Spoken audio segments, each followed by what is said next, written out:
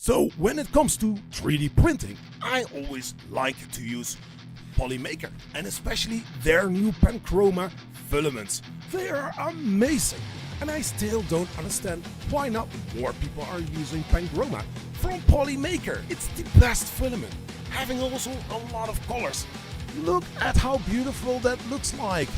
My gosh, I know, Zach, I don't know where he is, he just left, and I thought, like, why not making a little advertisement of Polymaker? Go to polymaker.com and get your Panchroma or many other amazing filaments from Polymaker. I know, this sounds a little bit sketchy, but trust me, if you are looking for some filaments, don't look any further. Just head out to polymaker.com or maybe Panchroma. Oh, let's head over to that. Let's copy one of your amazing spools and say hi from Polyfilm.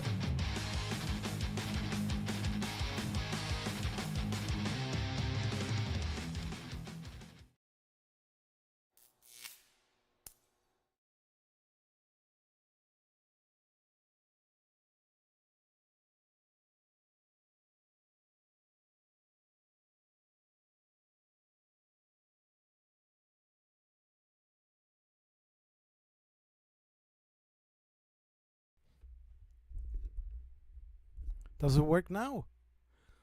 Let's check the audio for another time.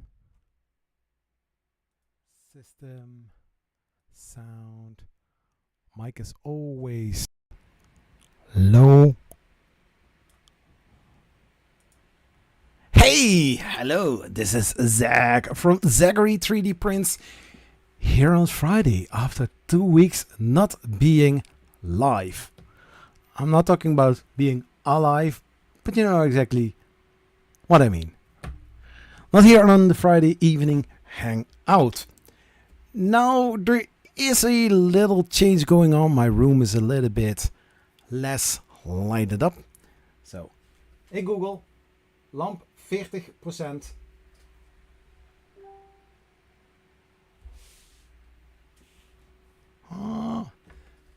Hey Google, lamp 60%. Yeah. Maybe changing it a little bit like no. Let's not do that. Nobody wants to see my shiny face, bruh.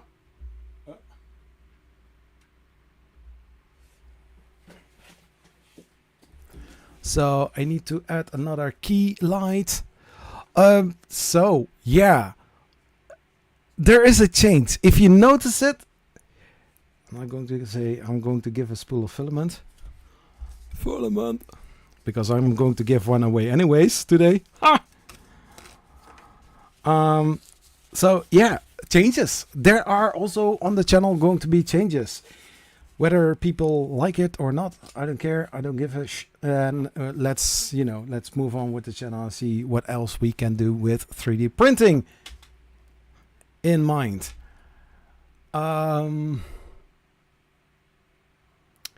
Yeah, I used to be very upset about that light over there because it was flickering all the time. I'm going to add that one as well and see what it is going to do.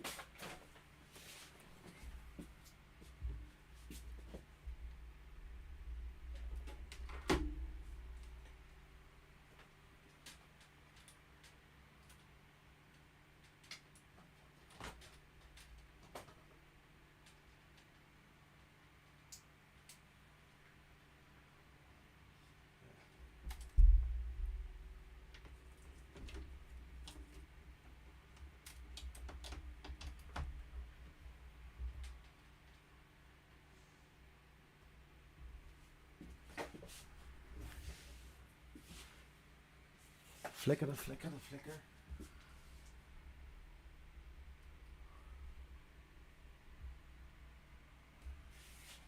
So.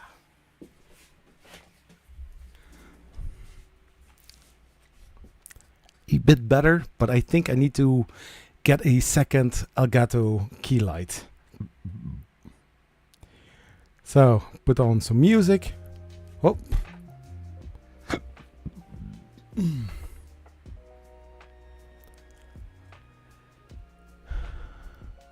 The core one is here. And it is looking amazing. How it prints. I only did one print job, so I don't know. Well, actually two. Because no. Holy shit. I printed 3 different things. This one, parts for the Death Racer. And also those. So yeah, I did print something. I still don't feel like the light is hitting it. Hey Google, lamp 100%. Ja, je zegt wel pling, maar ik zie er niks van. Huh. Anyways. What was I doing? Holy shit.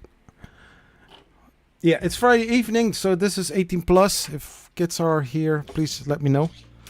Then I adjust my family friendliness a little bit. So that's a little bit less than PG-18 or PG-13. I don't know. What is it called? If it's for adults or not.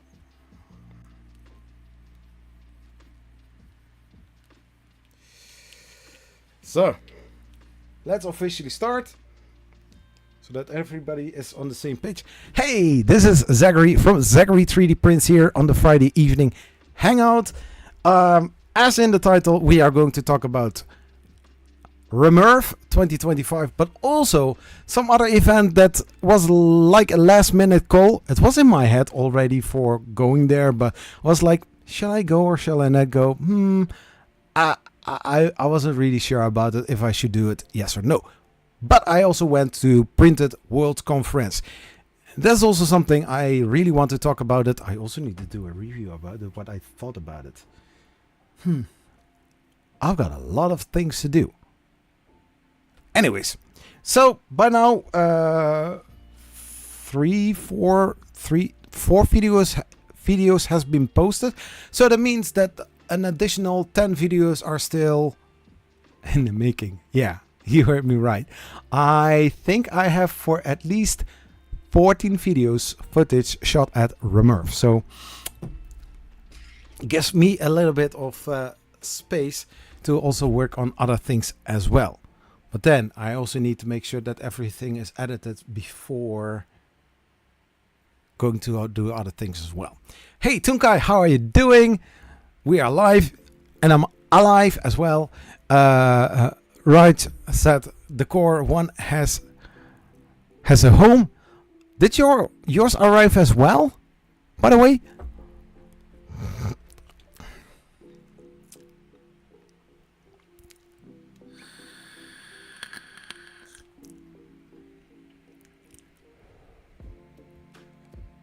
It's here. Or actually I was going to the US and I thought like, just, fuck it. I'm going to get myself one there instead of trying to get one in the Netherlands. Well, actually it arrived in the Netherlands together with me.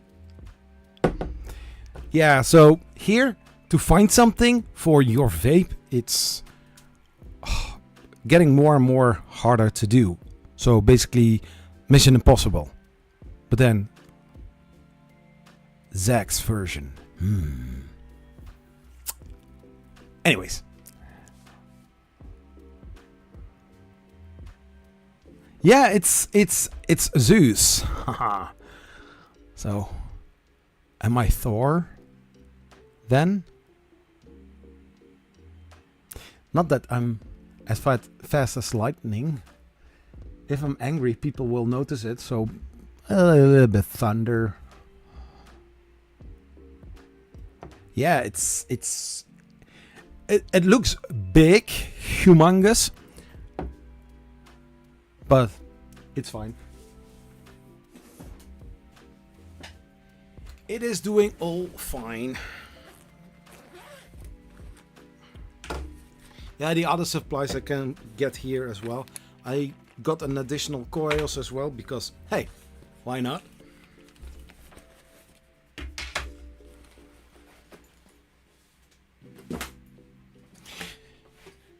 So, where are we going to start? Well, basically, I can start wherever I want to, because I'm going to, I'm going to talk about it anyways later on. So that would be amazing. But there are going to be some other changes as well, which I'm going to talk about, and I need to have input from my subscribers as well, because it is going to be very impactful. I got a lot of inspiration, a lot of things that I want to do. Things like how-to tutorials, troubleshooting I still will be doing. But it's I'm going to say that now, but in a half a year I'm still like, yeah, I'm still planning to do that, but I still didn't come to it. Anyways, let's charge this little battery so that my batteries are always charged. So one of the big changes that you might already noticed, can you hear me and see me?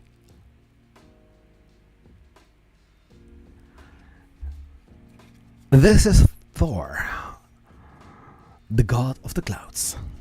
Something like that, I don't know. Zach, the fire-breathing human. Something like that. Now, yeah, the thing with vapes is I see also when I'm looking online for vapes on YouTube, for some reason you don't see everything. When I was researching about this vape and how it works and stuff like that, you don't see a lot. Because in the Netherlands, vaping is basically illegal, whereas weed is legal. So, how about double standards, right?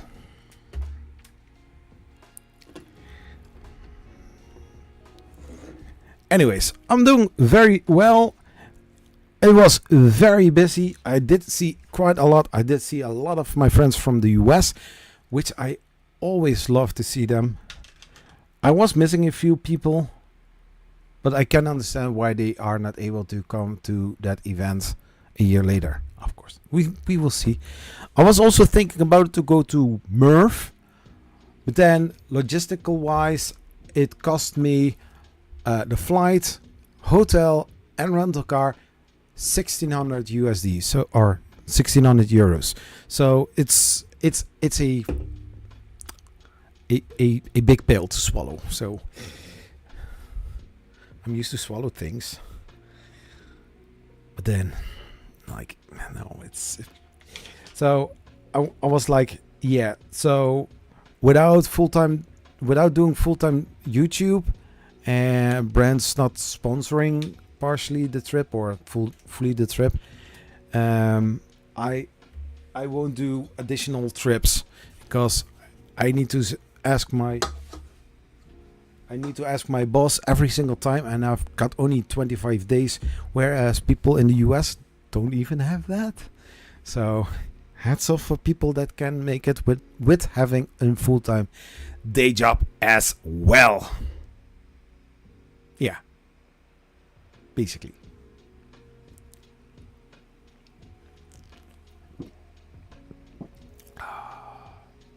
So the vape, we went for Walmart.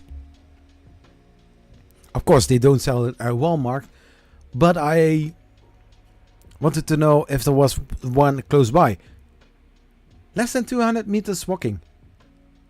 But you know, I don't want to say I'm partially American, but I have adjusted. So I took my car and I drove to the vape shop. Yeah, I'm sorry, but I did. It's the American way of living, baby. It was a lot of fun. The shop was huge. That's also a funny name. Area 51 Vape Shop. Vapes and other stuff. And it was big. I'm not going to compare with the size of my room because it was like almost 10 meters deep, maybe 6 meters wide, something like that. and a lot of choice. And I was looking to other ones as well. I was like thinking like, vape, Zach, your tank is already like $70. Slow down a little bit. Oh, do you also want to have some juice? I said, no. I do have my own juice with me, but I need to have a new top. So yeah, that was fun. That was fun. Very, very friendly guy. So helpful. Amazing. So if you ever going to the Rocky Mountains Rap Festival and you are close by the Walmart, look up Area 51. Amazing vape shop. Yeah. Walmart. It's big. It's a convenience store. It's not a grocery store. It's a convenience store. Big. A lot of things. You do grocery shopping? Oh, honey, I also bought a television. Because why not? Yeah, it's also the first time that I brought my wife with me. I don't know how it is going to look like for the future participation in this channel. I don't know if she is going to participate more with some videos, if she will be joining during the live stream. I don't know. It's up to her. I'm not going to force her.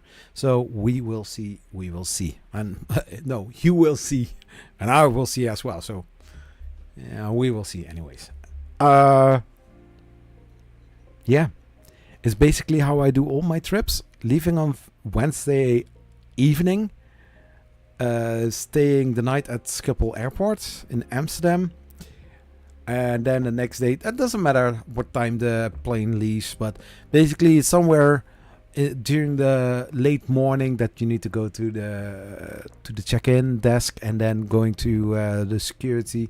So I'm always very early at the airport, not sleeping in an hotel, just messing up my sleep schedule so that it is aligned with the US times.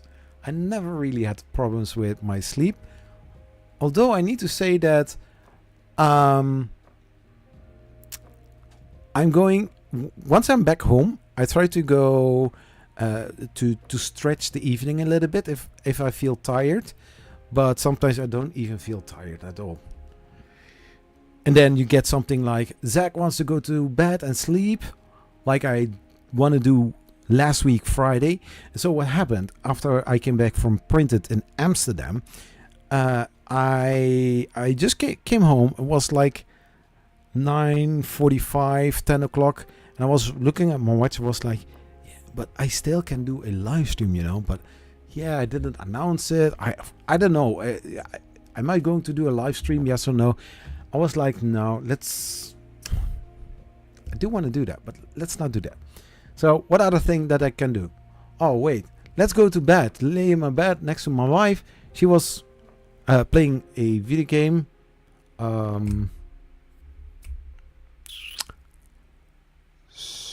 Not Stranger Things. Life is Strange Part 3 or Chapter 3. I don't know. The scene is from Colorado. So, yeah. It looked familiar. Yeah, so I was laying in bed. I wanted to sleep, but my body was like racing and saying like, Zach, what are you doing in bed? Do something useful. I was like, no, I'm going to bed. I'm going to sleep. So it took me quite a while. I think I slept for half an hour. Then I woke up and then had the same feeling again. Couldn't sleep. I was like, yeah, let's go upstairs. Let's smoke and let's watch some YouTube videos and do something else. The vaping community is really nice. Lots of nice people. Yeah, they are. I don't know where if in all countries the people are the same, but for where I'm getting the liquids and the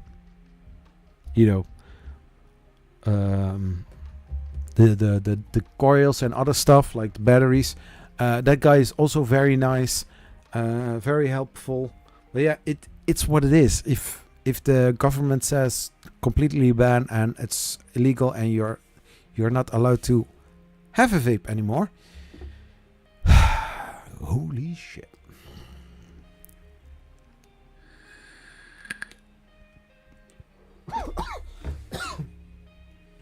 Yeah. Holy shit.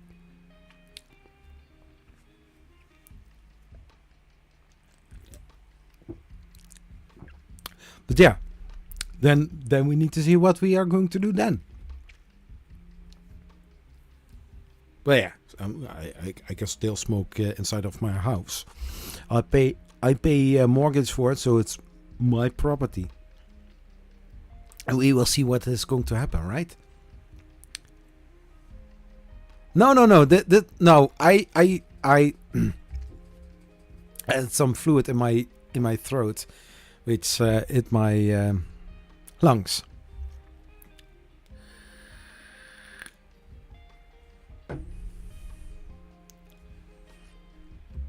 So I think I need to replace the coil soon because I'm now back for 2 weeks. So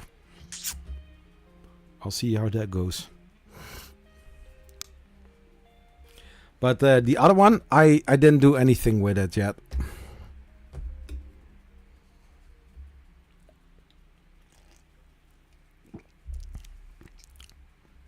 So maybe next time, if I go to Maryland, that I buy supplies for that one as well. But basically what I know now about it is going to be a squeezy tank, and then you're going to fill this one up or something like that.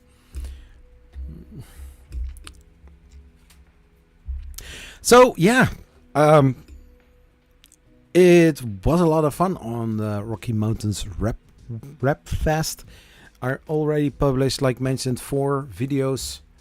The day of the setup, Saturday, Sunday, and now today from Big Tree Tech. All brand new stuff that is going to come available soon.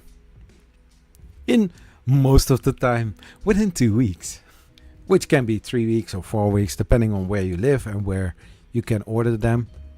I also ordered some other stuff as well, which needs to arrive pretty soon, but other stuff did arrive already.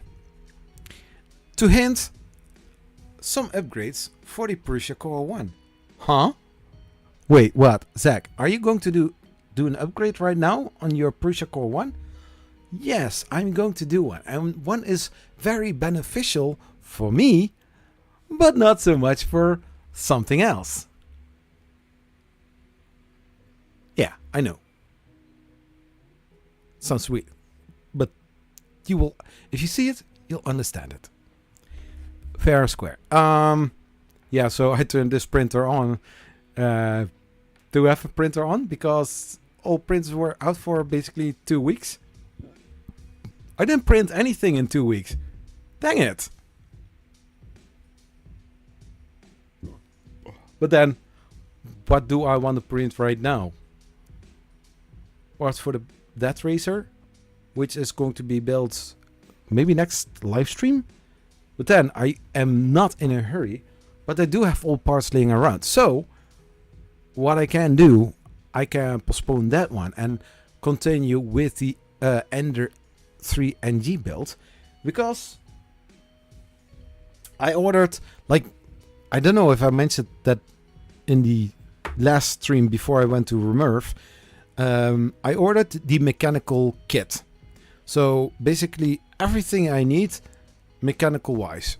I can also order some other parts as well.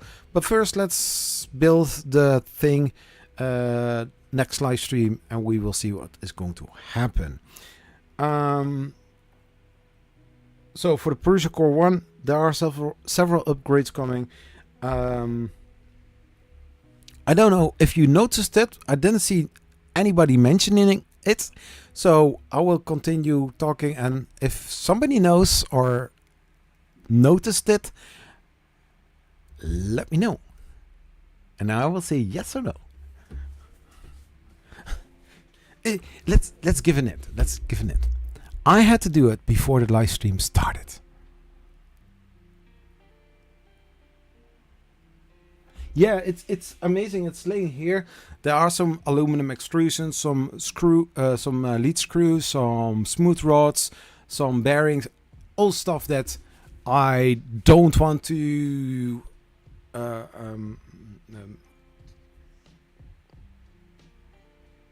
collect myself or ask other people.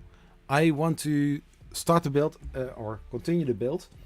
I do need to say that I'm probably going to reprint all the parts.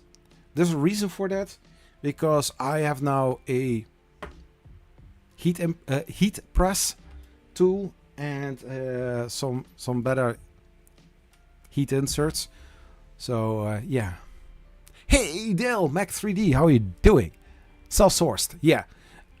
Because it can delay the project build during the stream quite a lot, and I really don't want to have something like that. So I know that the guy from Maastricht, because he changed his name, I know what his official name is. Tinkermaker something. I don't know. He will pop by any soon in the stream. He offered already some spare parts, stuff like that. I do want to, I do want to take. I do want to have it, but then I don't know if it is going to. How do I say that? I can use the parts, but I need to see when I'm going to use it, because I cannot fully build this whole printer in just one stream. That's impossible. I saw it with the Prusa Core 1. It's like, whoo, maybe I can do it in one stream, like in 6 hours, maybe 8 to push it, but no, 6 hours became 15 till 16 hours, maybe 18 even.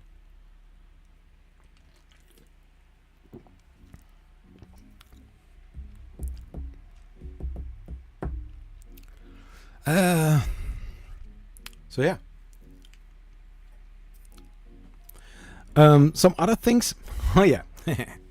So I was like, I'm going to RMRRF, and I want to use my iPhone in order to shoot videos as best as possible.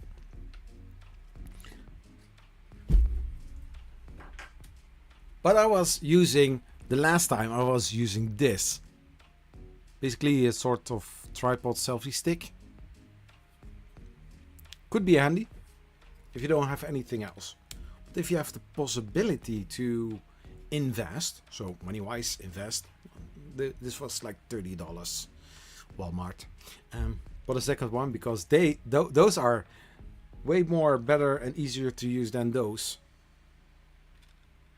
for holding your phone during flight. It's funny.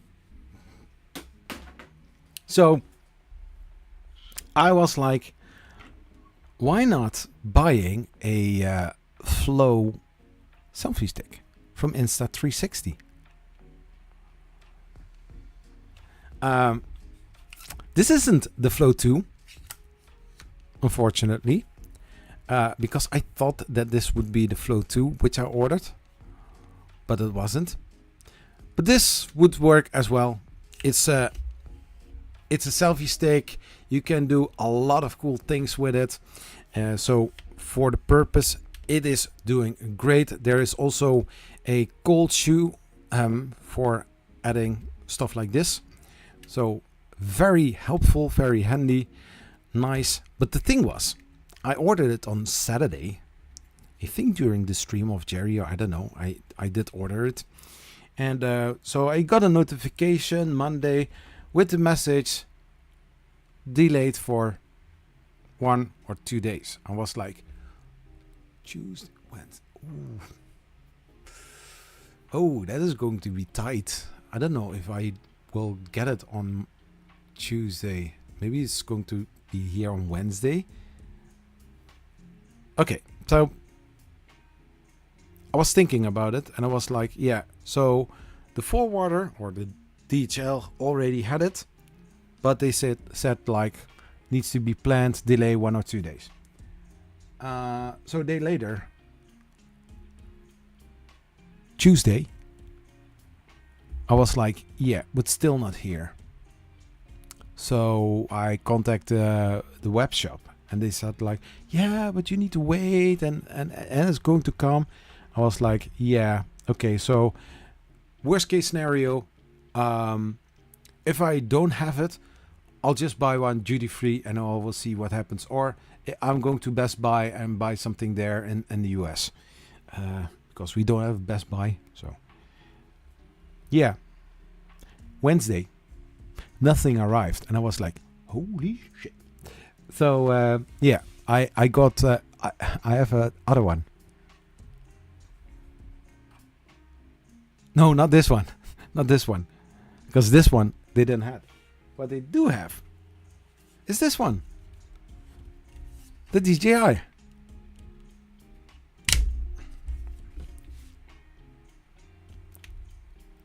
Was even cheaper than that one, and I was like, holy hey, Makermite Nexus, welcome to the live stream. So I bought this duty free. I pay basically the same price as in a normal online shop, so basically I didn't save any money on this. I did use this one. You will see it in the stream as well. In the video from Friday, the setup day of the setup from RMRRF. There I did use it, but only using it as a gimbal, but not as gimbal with the app. Saturday I did use it with the app, and some of the scenes didn't look that great, and I also had some issues as well. But it's fine, it's cool. I need to learn to work with it, and we will see in the future how good that this works, because it has some cool features. I can put it on a tripod if I want to. So that is nice. So I've got for one phone I got 2 of those. It's basically the Bamboo Labs with 6 or 7 build plates that I have for just one printer. Yeah. But I really want to try this one out as well. Not during this live stream, but this one seems to be working with AI.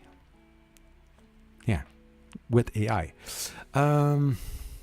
So the white one is going back. No. Oh yeah.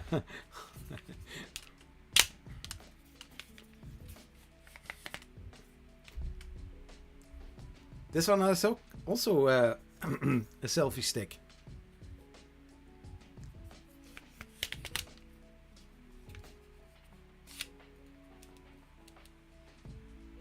Now, basically, one of them I need to. This one I also need to use as well. But basically, I'm going to test them out and see which one gives me the more cinematic views or cinematic footage. Yeah, cinematic. You heard that right. I want to do more with my phone instead of the camera. I've got the possibility to buy a better one. But then I'm never going to bring my camera with me because I want to always travel as light as possible. Yeah.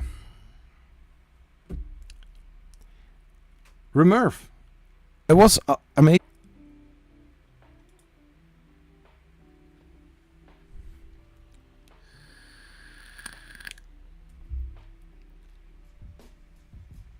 Are we back? Just let me know. Are we back? Yeah, no, I did see something passing by. I don't know what happened, but maybe some internet issue.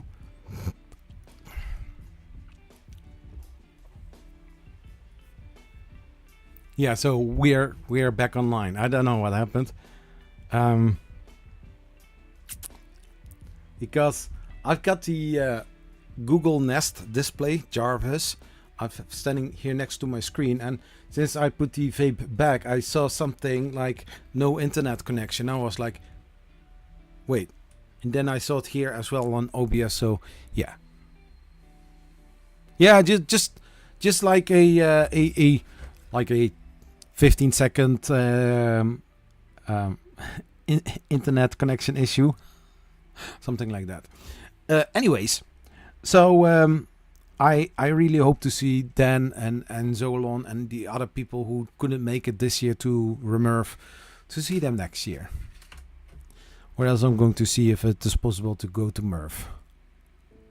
Good to see you. Oh, good to see you, man.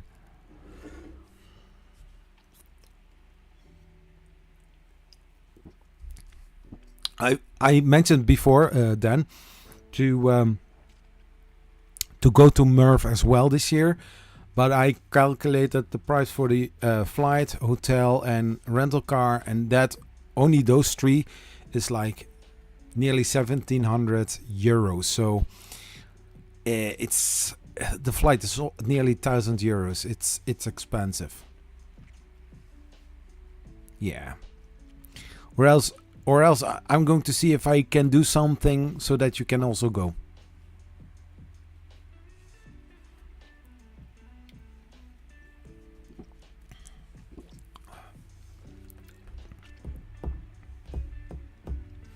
Or something else that I want to say regarding to RMRRF. Yeah, the thing is, if you are going to events like this, like RMRRF or Printed World Conference, yeah,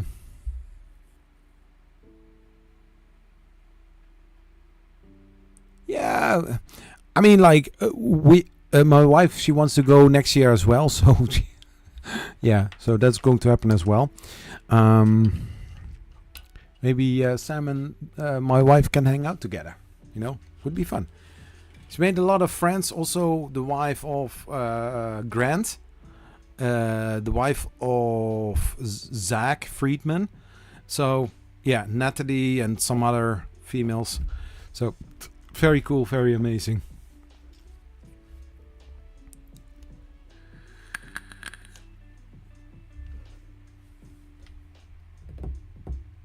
But personally, I don't want to brag at all, but I do want to see companies reaching out to me like, hey, Zach, we know you're always going to these events. We are not going to pay you the full bill for the whole travel, but here is 40% or 50%, maybe 30%, but at least something that I can keep going to these events, because I see a lot of comments in the previous video about RMRRF, and as last year as well.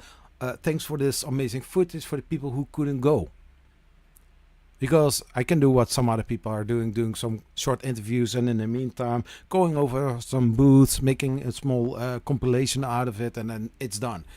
But what I do basically is with a tripod like this, you know, just going over it like this, whoop, stop, and then record the next one, so that people see all of the stands, booth people, makers, companies, stuff like that.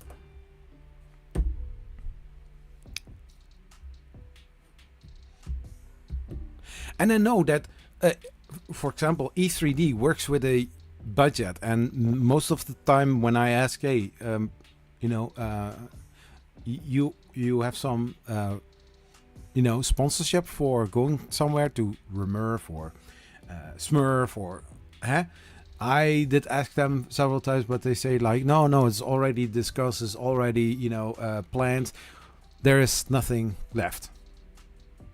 Yeah, of course there is money left, but I know what they mean. Like, it's already budgeted. So yeah, I don't have a problem with that. I fully understand. Yeah, I need to work. No, I'm not going to say that. But if you know this channel, if you know what I think and say sometimes, you know exactly what I want to say. Anyways, so far nobody mentioned it, so I will keep continuing. So on those events, like Remurf, Smurf, 3D Printopia printed, you never know who's in front of you if you have a conversation. I have it 2 times when I was talking with somebody. We introduced, and they say where they are working for, but not their position, what they actually do within the company. So always be, I don't know, you know, it doesn't really matter. Just tell your story, tell the thing you're passionate about within the 3D printing, and you never know what's going to happen, you know. So we were on Saturday, we were at Remurf. We were waiting on the food trucks to, you know, prepare our food.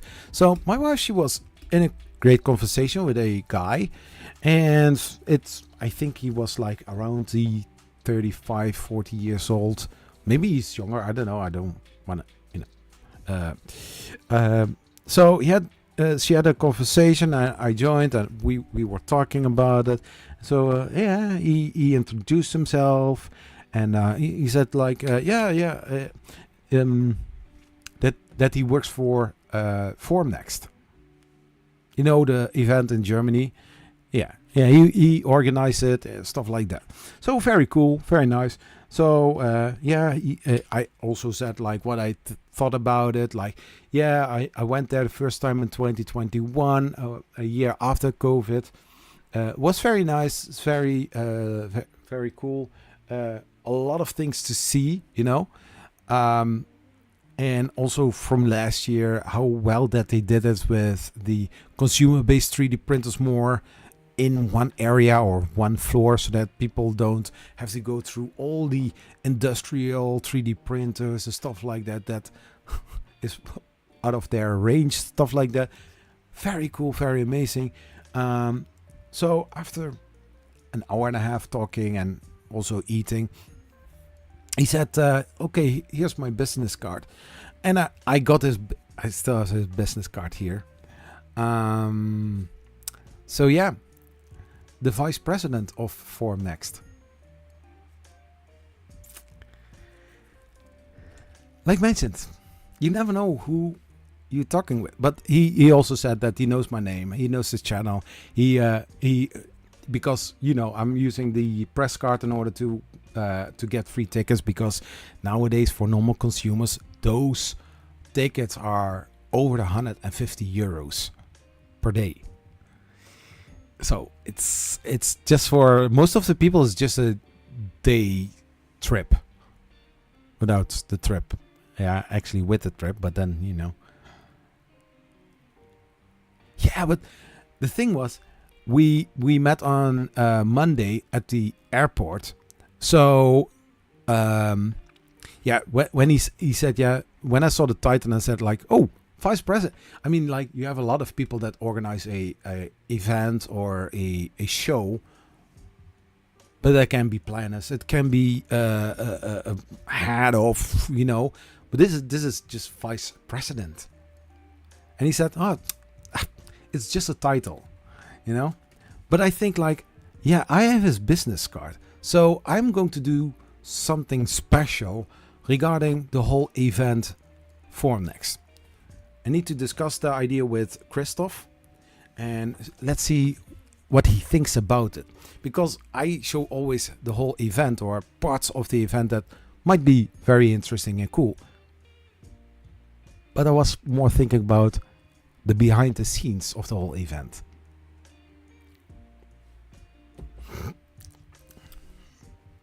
And I don't know if my viewers, my audience would like to see something like that as well. Because if you see the event and you see how big machines sometimes are being there, logistical wise, it's huge.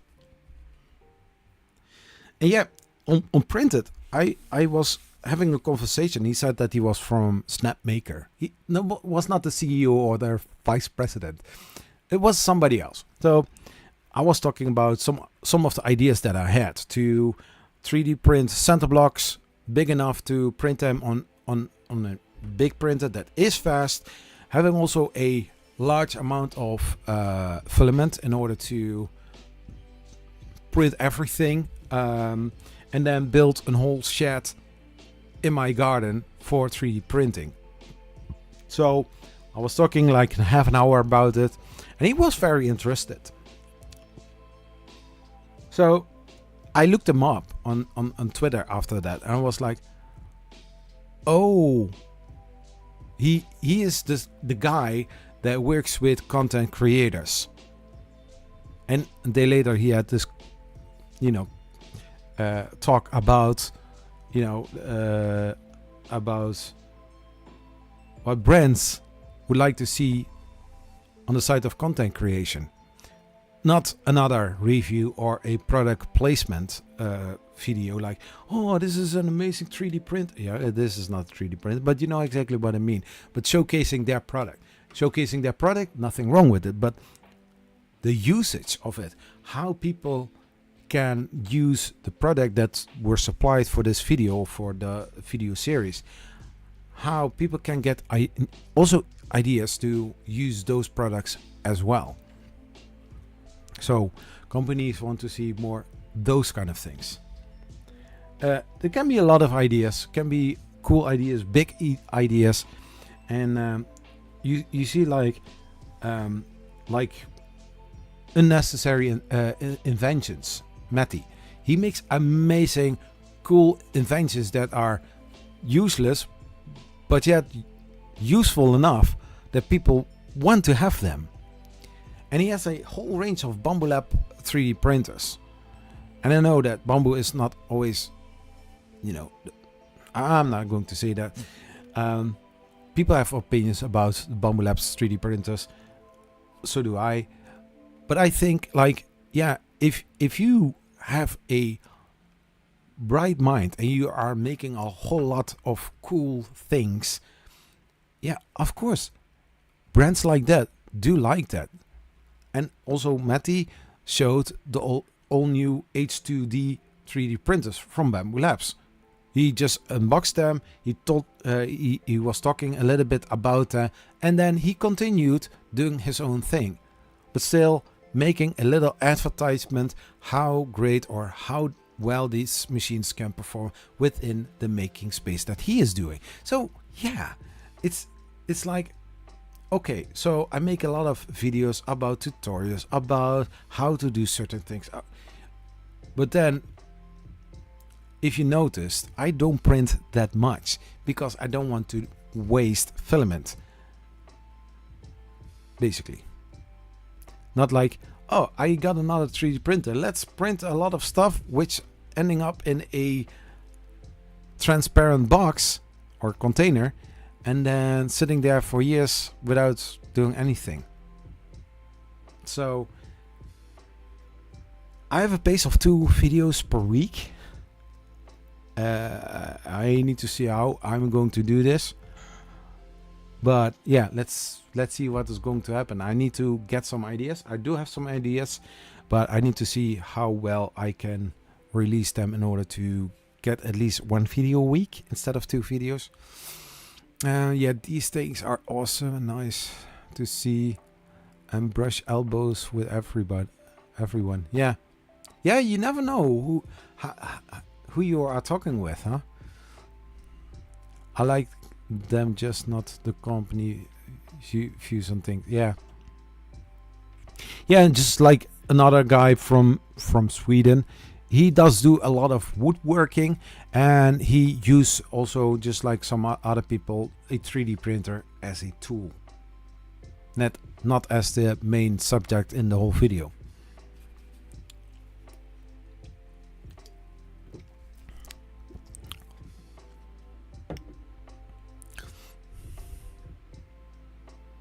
Still nobody noticed it.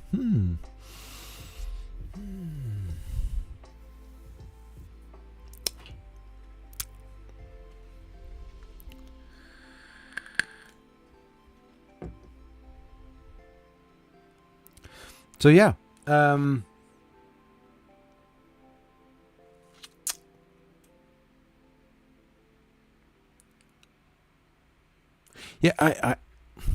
there are so many things that I want to do, but I need to find a way to showcase it, make it, stuff like that.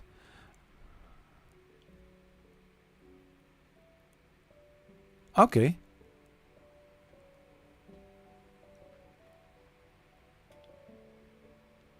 So I have 2 prints coming soon, good sir. I have talked about the LGCC and one I just got thought about recently. Oh, that's amazing, man.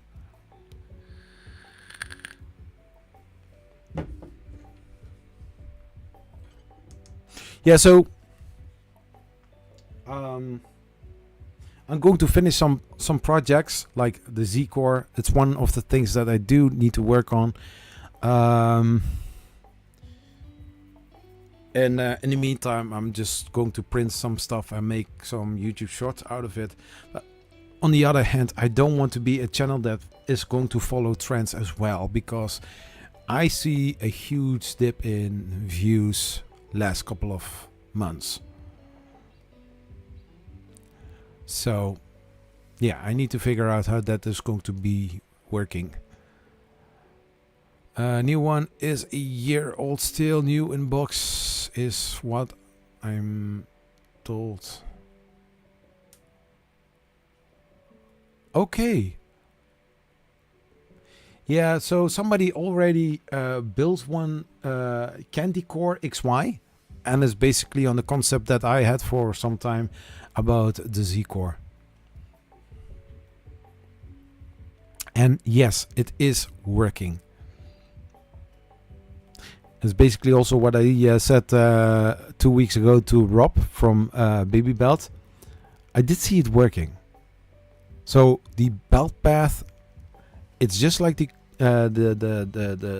normal Core XY 3D printers, path A, path B, and they are working.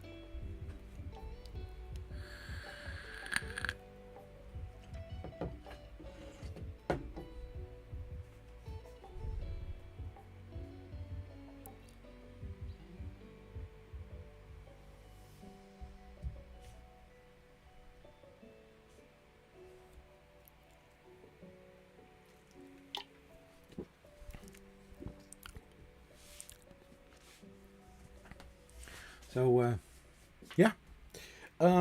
Anything else? So I have also from RMRRF a goodie bag.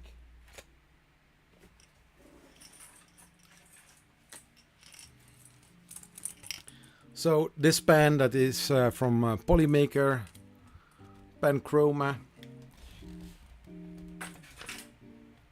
I do want to get my hands on the new HT PLA filaments, but I don't know what to do with it at this moment, but we will see in the future.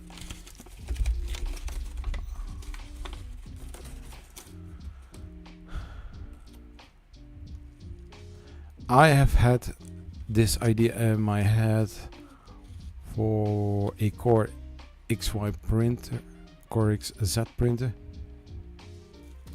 Oh,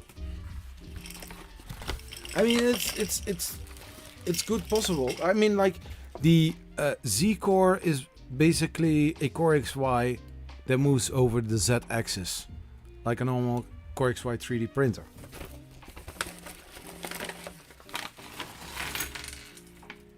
So this is the bag from RMRRF, and so basically a lot of things in here.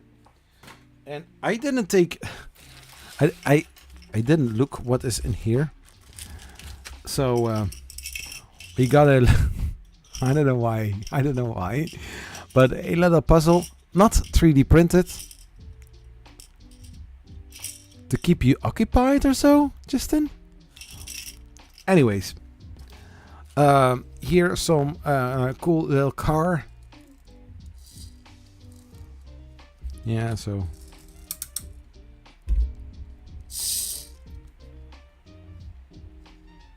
it's not a dead racer, but also a small thing, small item.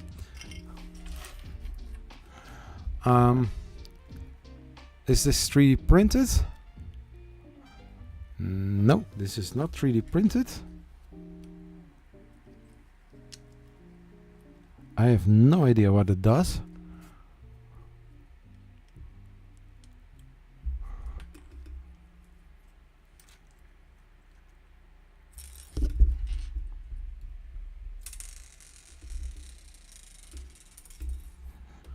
Okay, so a little tool. Some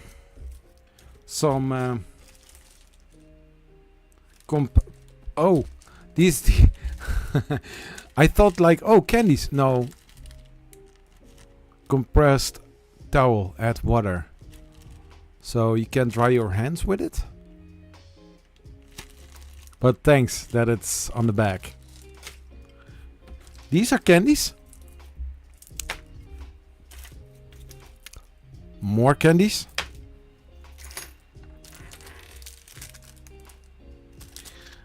Another candy. And another candy. I almost want to say, oh, sweet. Then we have here a plastic butterfly ring. Also not 3D printed. So far, still no 3D printed thing. This is also not 3D printed, and it's cutting somebody's hair in there. DNA. A diamond, sort of, I think.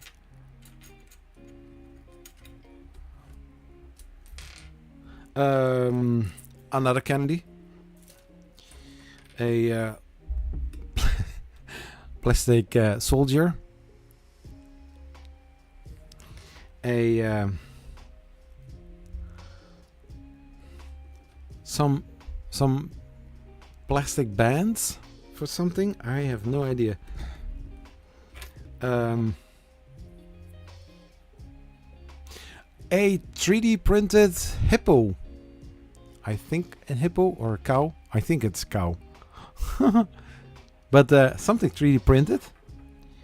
Then a bracelet from Overture. Great guy, Greg. I like his character. He's amazing. Yeah, I don't know what these are. Are they elastic? No, that's not. Yeah, there is some stretch in it. I have no idea what I can do with this. So a plastic spider, not printed. A water balloon, I think.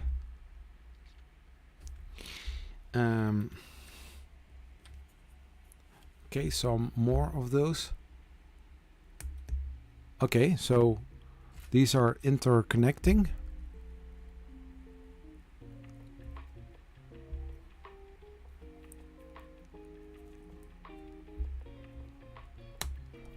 Interconnecting. Paperclip, but that is, I think, for the folder where this was in.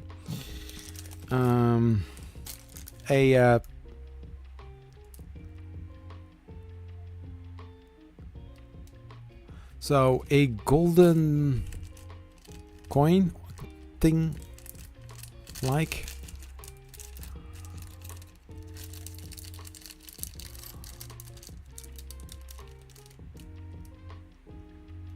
Thank you. And a coin. May you be proud of the work you did. Do. The... Holy shit. The... person... may you be proud of the work you do, the great person you are, and the difference you make. Yeah, cool. Nice. Another rubber plastic band, a dinosaur sticker, and a chicken. And last but not least, something that I need to change soon, a bottle opener and a can opener with RMRRF 2025 on it. Very cool, very amazing. Feels like what BA from the 80 had to use to convert a normal car into a tank. Yeah, basically.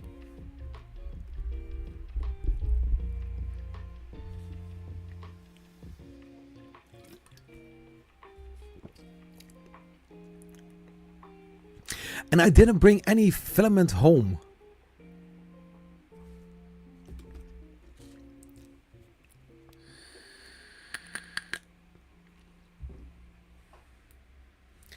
Time for a little ad.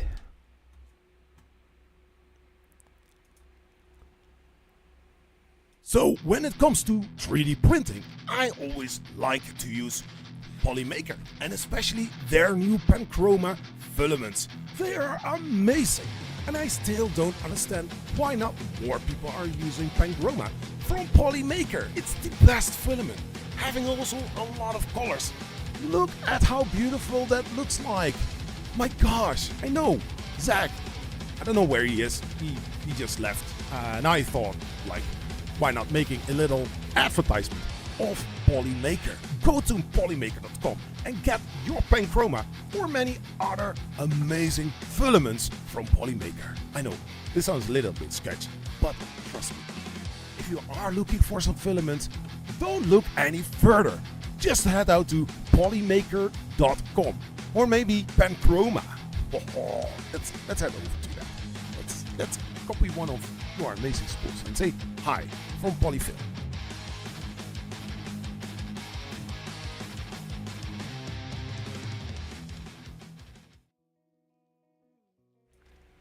Yeah, Polymaker. He is amazing. He was there as well, and he also made a report. There are some fun things happening. I'm not really sure what else is going to happen, because the funny thing is, like when I was walking as Polyfil there, between the North Hall and the South Hall is a little corridor, and David from Joel Telling 3D Printing Nerd, he saw me passing by, and he was like, Zach, can you do? And he was, waving something, I was like, yeah, sure, yeah, I can do that. So I don't know if he's going to use it, where he is going to use it. He said, because I have some great idea with that. So, but if you are looking to videos from Joel Telling, I interrupted, not really interrupted, I was in view. It was hilarious, I think.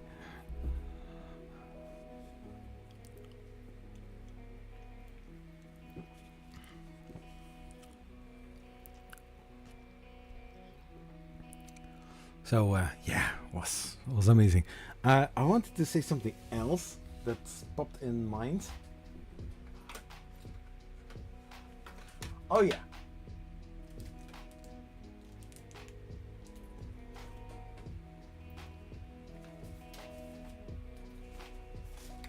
Of course, I went to RMRRF, and last year during the giveaway live stream from Joel Telling, I won the TD1 from Ajax. So I spoke with the guy and I said like, hey, I didn't respond to your the email you sent me about the giveaway from Joel Telling's live stream. And he was like, yeah, I remember that. Not everybody responded, and you were one of them that didn't respond to the email. I said, I don't know if you have one to sell, but I was thinking like, can I take one with me so that I avoid import fees? He was like, sure, no problem. Which version do you want to have? And I mentioned the one that one wanted to have. So in this bag is a TD1 from Ajax for my HueForge adventure, because I'm also going to do some amazing stuff with that as well. But I need to see how that is going to turn out. Where is my knife when I need one? No. That's sad.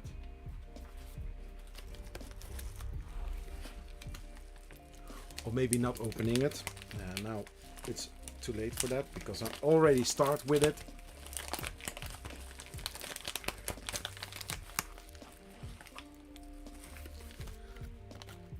So in a few minutes I'm going to start with then I'm going to do the giveaway live stream. Or giveaway live stream.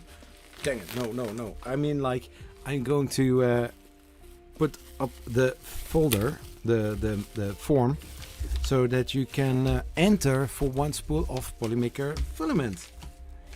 How cool is that? Oh, it's already assembled. Yeah.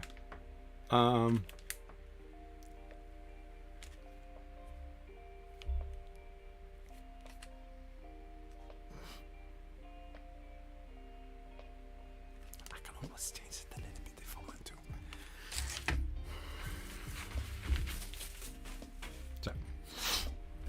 So this one, yeah, for I got some Prusa sunglasses.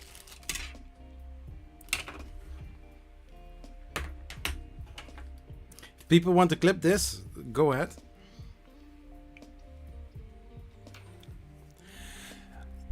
You want to be really cool with your Prusa sunglasses?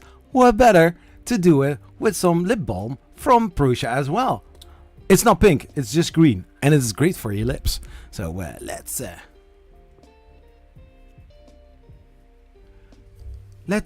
keep the lips moist as well.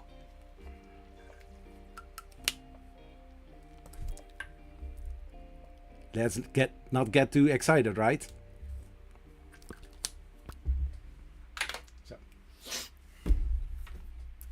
Anyways, Prusa sunglasses, and I don't see anything. I'm just like a mole. Ha! Ooh.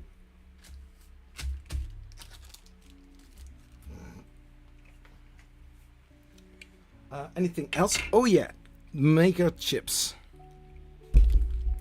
Now, last year I was very intensive with the maker chips, but this year for some reason I didn't. And I think soon I won't be taking any maker chips with me, because every single time when I'm at the airport, the box with the maker chips is giving me issues, delays, and 3 out of 4 times my bag was pushed out because of they want to see what is in the box, because all the maker chips are cluttered together, making it very dense, so the x-rays or the scan cannot go fully through, so they want to see what is in here. So my collection of maker chips is to cry for.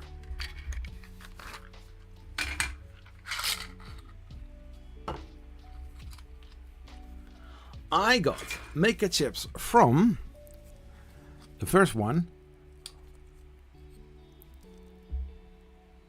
Fix'em Dude. I saw Fix'em Dude the first time in person. He's an amazing person. Oh my gosh. Then I've got reprinted.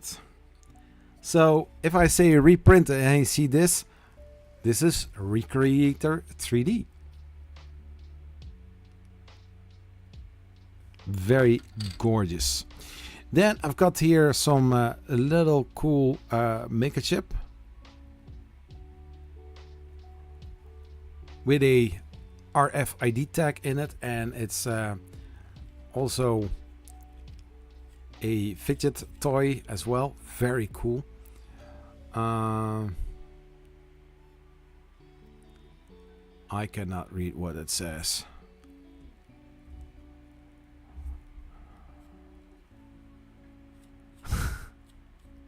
Thanks, Tunkai.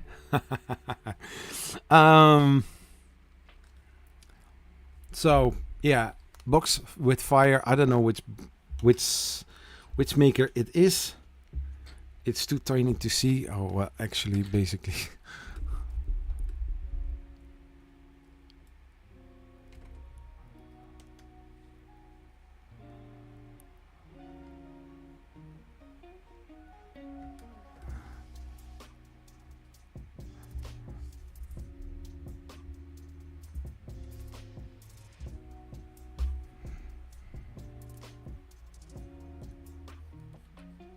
Ah, jongen.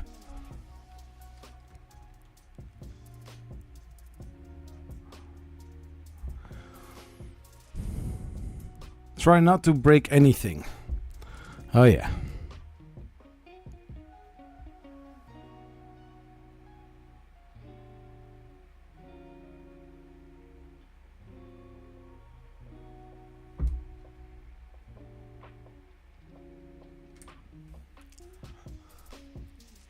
So cool.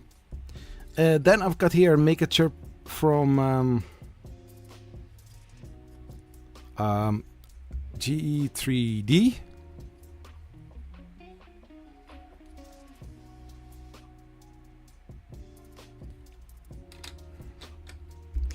Then I've got here one from Lee Marie 3D. Very cool, very amazing. And basically, if you scan the QR code, you will see it. Then I've got here another one. Very shiny. I cannot read it, unfortunately. But this is made with those very shiny rainbow filament, rainbow build plates. Very smooth, very shiny.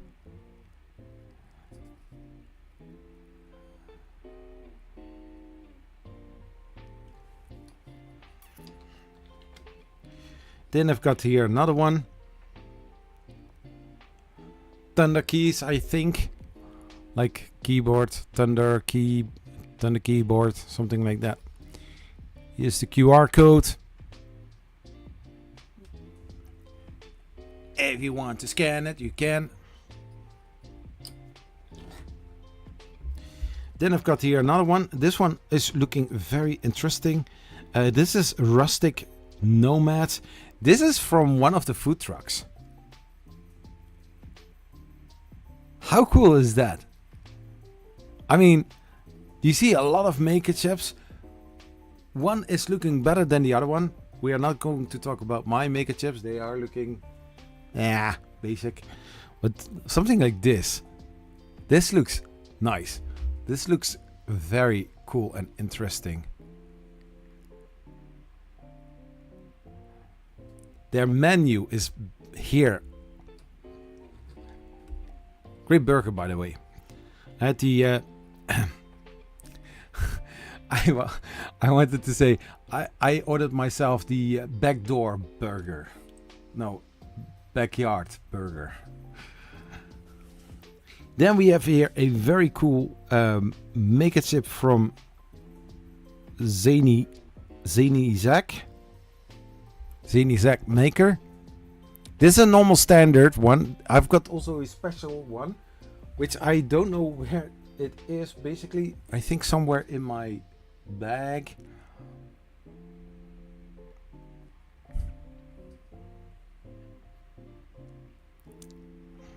Also very cool.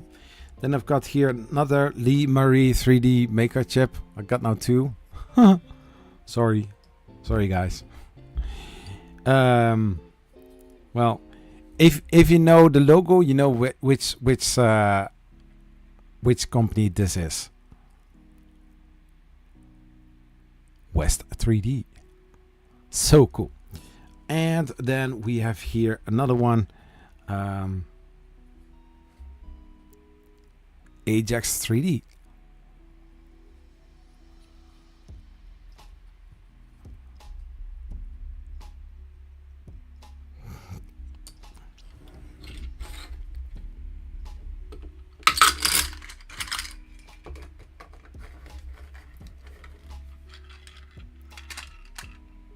So basically filled till here. The other time I had it filled all the way, almost all the way up. But that was not my goal. My goal was to make some footage, have fun, talk with my friends, hang out.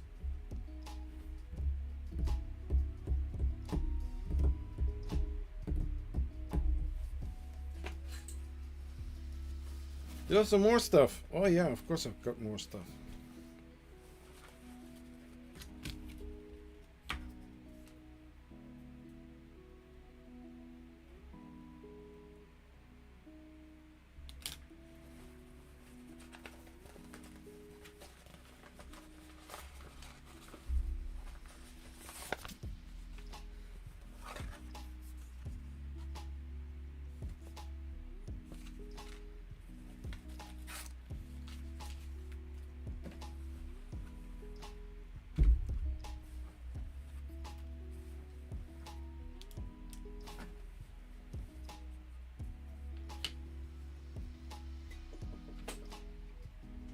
I think there was still something in there.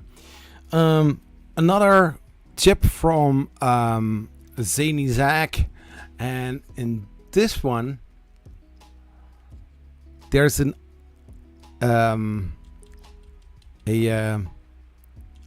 RFID tag inserted as well. A special one, he said. Very cool. Then I've got here sticker from Micro Swiss.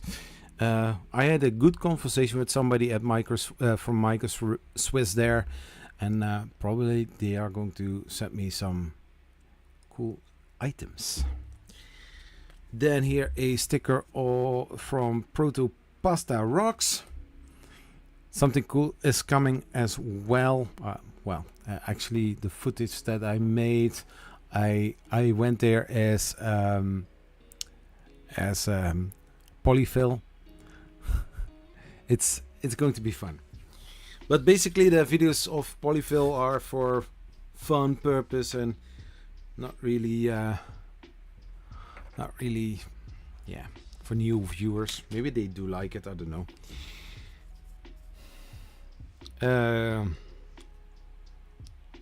Juan makes. Then I got here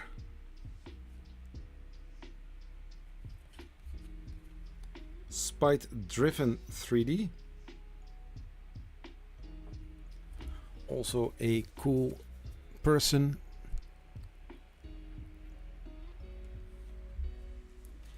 Then I've got here Mega Labs.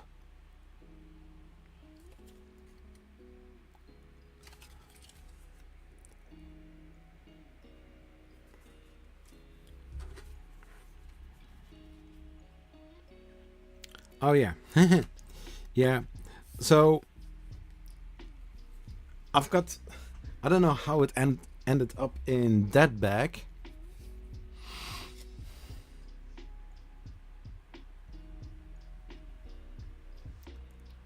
But now I'm wondering, is this one from RMRRF or from Printed?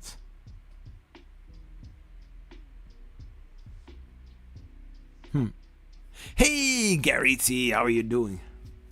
So basically I got a business card from somebody at Printed. Yeah, she makes jewelry on social medias, Facebook, Instagram, I think also on TikTok and on YouTube as well.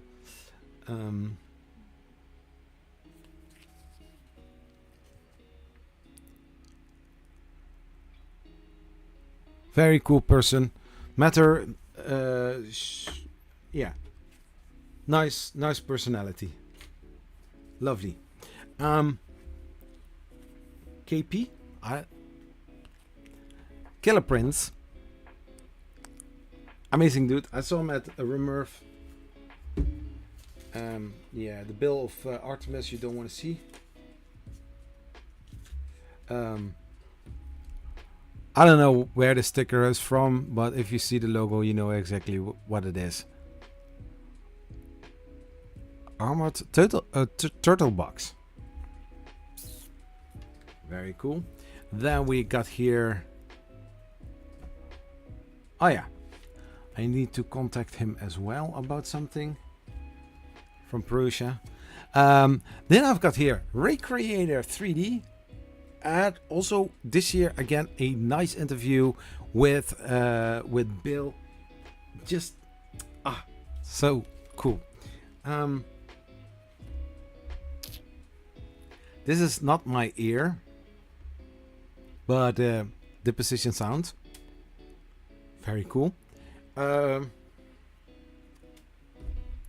Interview is coming.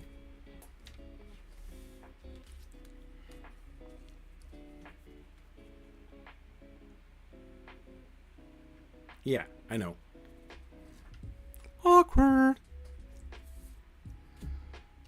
Sticker.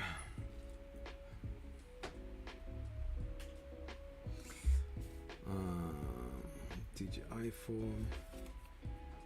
More stuff about the DJI card for the hotel. Oh, another DJI Recreator sticker. And this little fan. I think this was made with this feels like resin.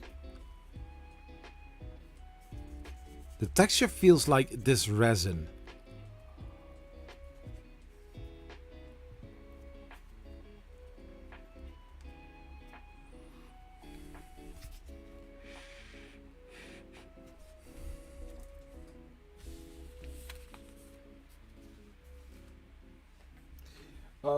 Yeah, here also something. Also a little Fane maker chip.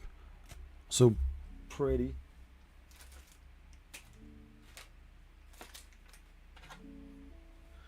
I have no idea which maker coin this is.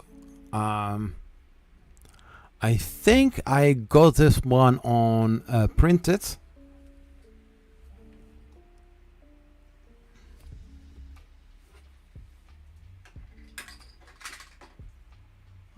What else?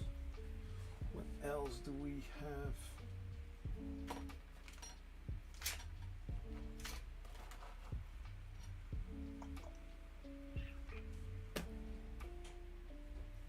Yeah, I think that is basically it. I'm going to do something here.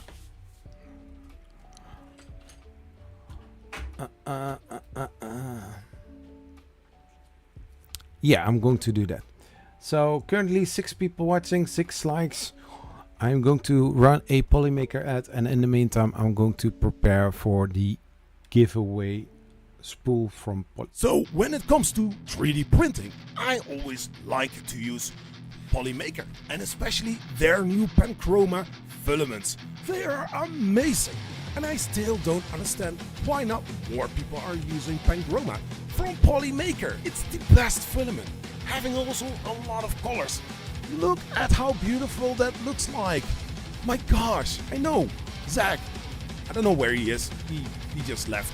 And I thought, like, why not making a little advertisement of Polymaker? Go to polymaker.com and get your Panchroma or many other amazing filaments from Polymaker. I know, this sounds a little bit sketchy, but trust me, if you are looking for some filaments, don't look any further. Just head out to polymaker.com or maybe Panchroma. Oh, let's head over to that. Let's copy one of your amazing spools and say hi from Polyfilm.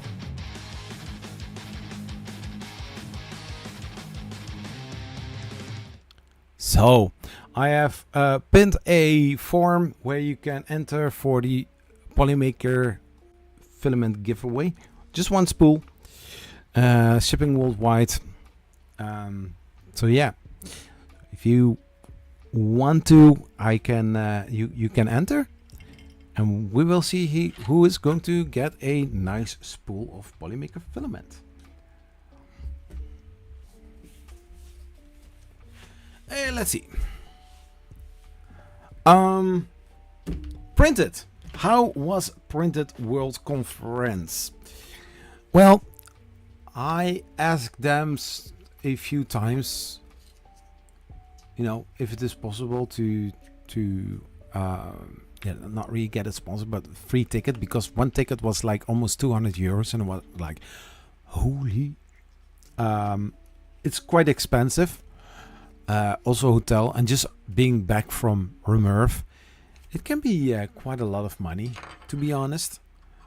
But yeah, on Tuesday when we got back, I was sitting here smoking and watching some YouTube videos, and in the meantime I was thinking like, shall I go to Printed World Conference in Amsterdam or not?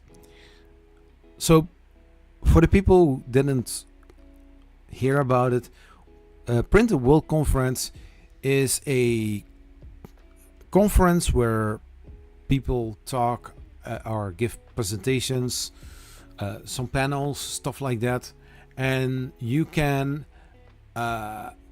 join those presentations when they are talking, of course, or the panels. And I thought like, okay, so every single time there is a presentation going, so one is finished, another one is coming, and it is actually content creators, and it doesn't matter if it is on YouTube, TikTok, Facebook, Instagram, so being a influencer, content creator on social media, but also brands and companies. So it's a conference for those people, and it's not to compare with a Maker Faire or a Rap Fest.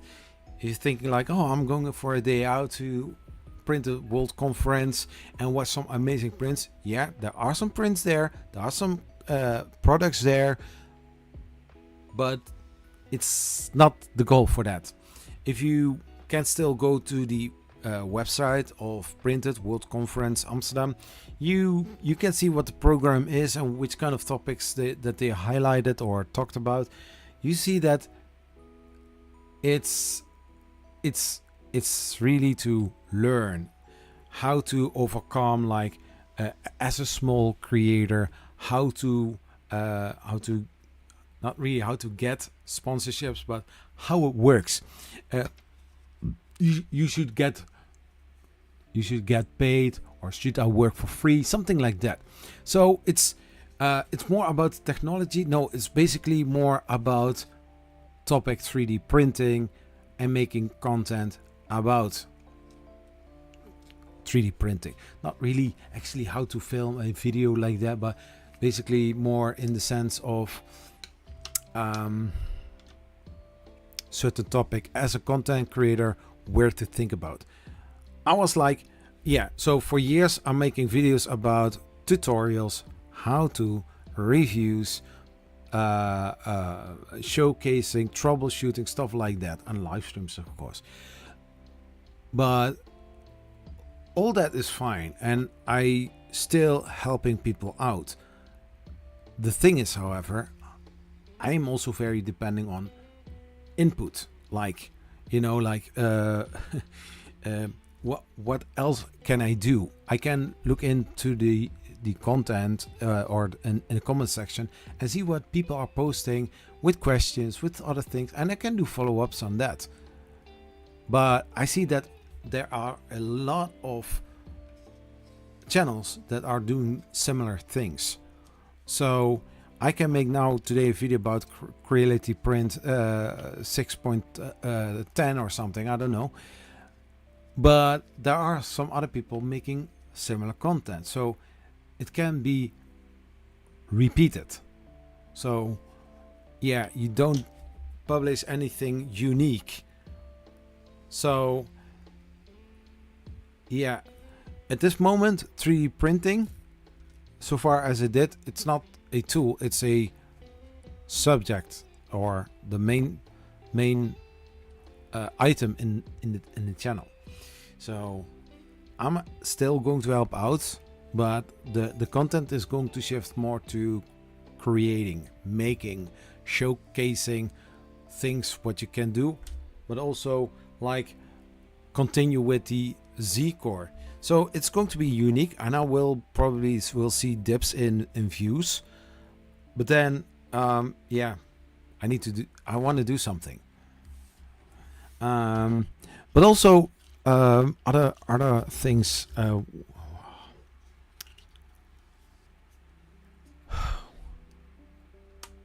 Yeah, some of the topics was what shouldn't you 3D print, but that was a thing from how was this guy called?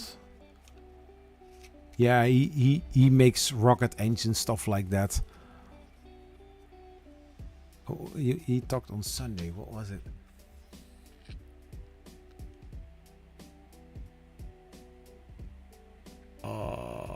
Yeah, I don't know what his name was.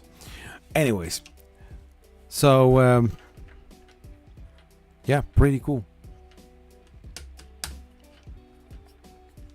Pretty cool, pretty amazing.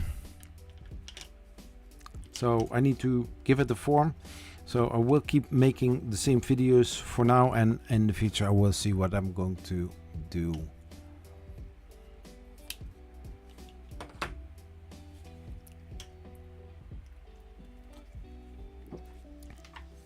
So there will be transition going on,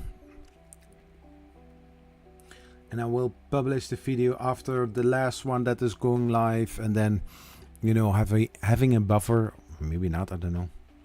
I need to see. There is from a certain brand a printer coming, not Bamboo, some other brand. So I will see how that one goes.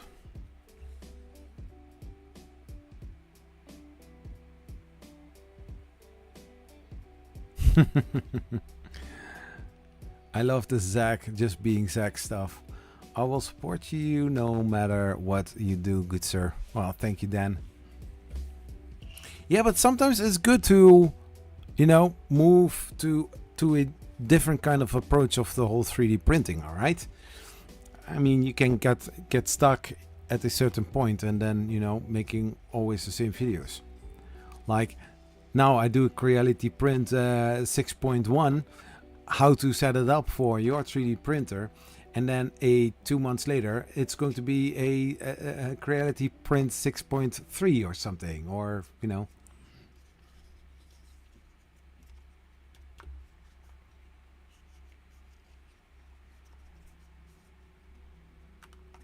And maybe finishing some projects that I started somewhere in the past and never actually finished it. Or never took it that serious. Could also be, right?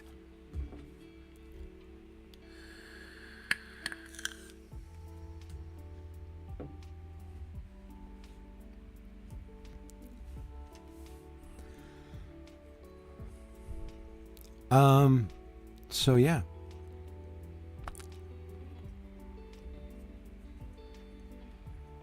Because currently I have now on my channel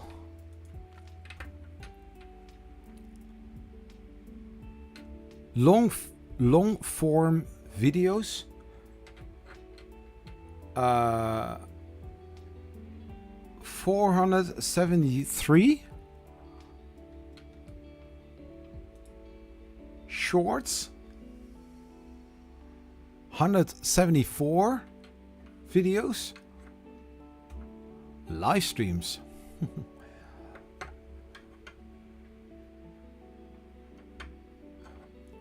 263 live streams. But basically I need to filter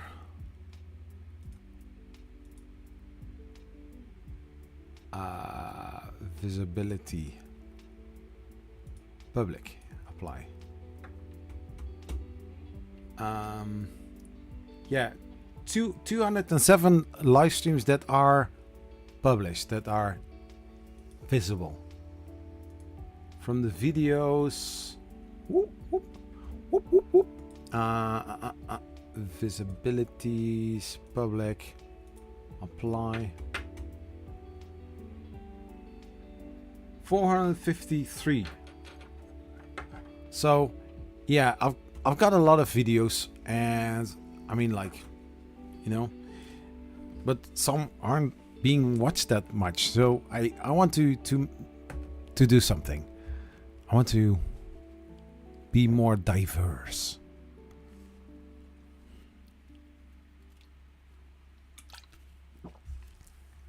So like mentioned, next week live stream I'm going to continue with the Ender 3 NG live build. After that one, I'm going to build the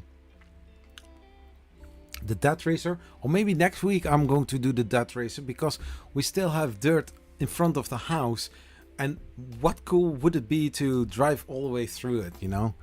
It's going to be a lot of fun, I think. Because yeah, the next RMRRF, or the next RMRRF Fest is in end of September, which is already booked for me. So hotel, flight and car, everything is arranged. So that is cool. So I'm going. Then yeah, I'm going to do something special. So if you see that I'm going to live stream the Dead Racer build, please make sure to be there during the stream. I know that most of the people that are now here are the people that are most of the times here on Friday, so that is amazing. But I will give you a little hint. I'm going to give away a Big Tree Tag Dead Racer kit to one person.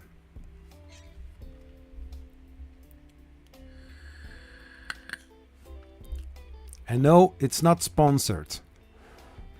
It's one that I paid with my own money.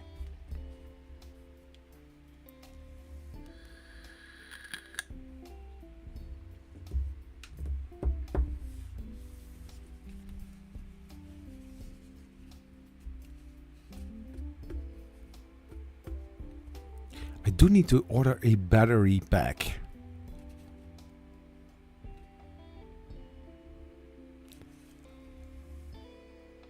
You do what you need to do. Say what Make My Nexus said. Oh, by the way, I was 2 times or 3 times. No, 6. Yeah, basically I was close by again. I actually flew over, I think, your area. No. Oh, no. I was close by. Tunkai.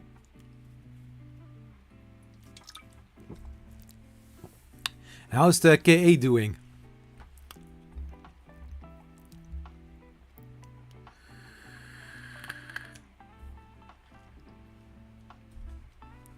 So some project ideas that I want to do. Something has to do with a US mailbox. It's going to be amazing. I have the idea for quite some time. So that is going to be very cool.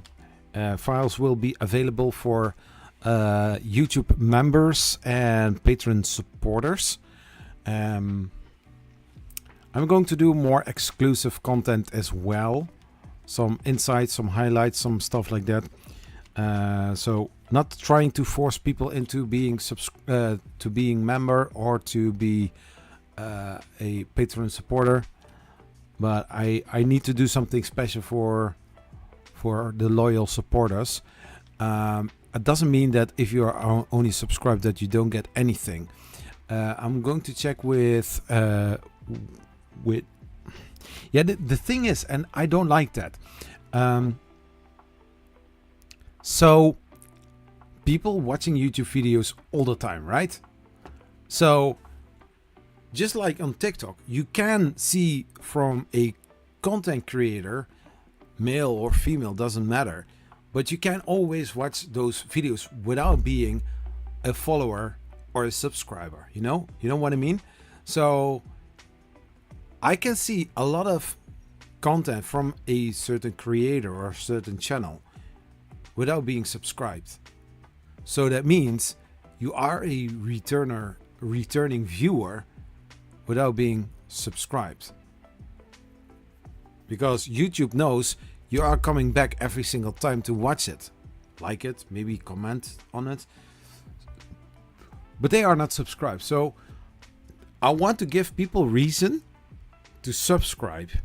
Because now currently on average, because I see a lot of people growing so fast and so quickly, and I do want to see how the mechanics work. From my views currently, 6.8k are returning viewers from the last 28 days. Unique viewers, 30,000. So 30,000 people are coming back to watch my content. Now, if I press this and I click on see more, oops, something went wrong. Try again, retry. Oh, it's a mechanic that you don't understand? Holy shit. Do I have it here? So from all the subscribers, yeah, a subscriber who turned on all notifications for your channel, 11.1%. Typical on YouTube, 10 till 30%. I have from almost, or a lot of channels within the 3D printing space that I do follow, like MakerMind Nexus. If he is going live, I get a notification. It's a friend. I do support him a lot. I like his content. He's a chill dude. But so subscribers who turned on all notifications for your channel and enabled YouTube notifications, 5.4%. So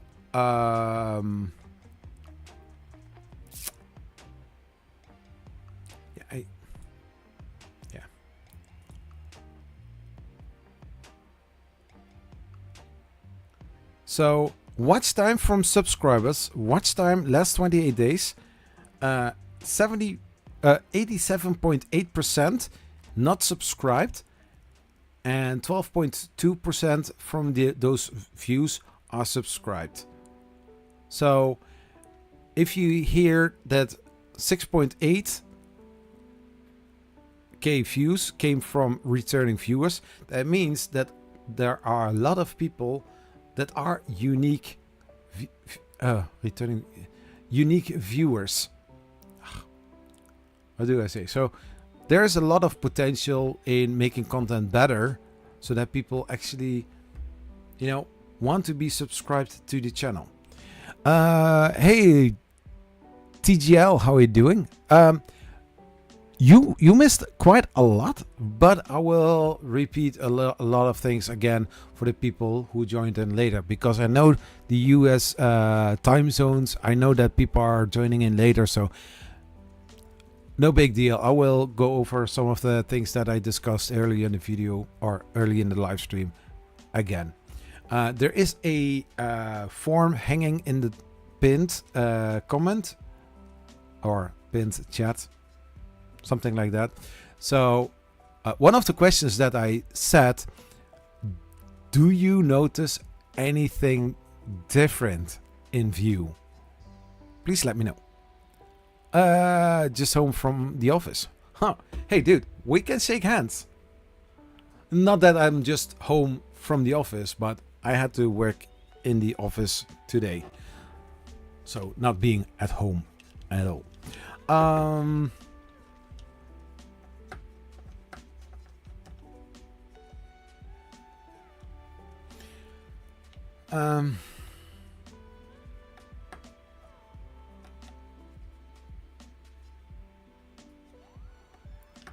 Yeah, so device type is not interesting.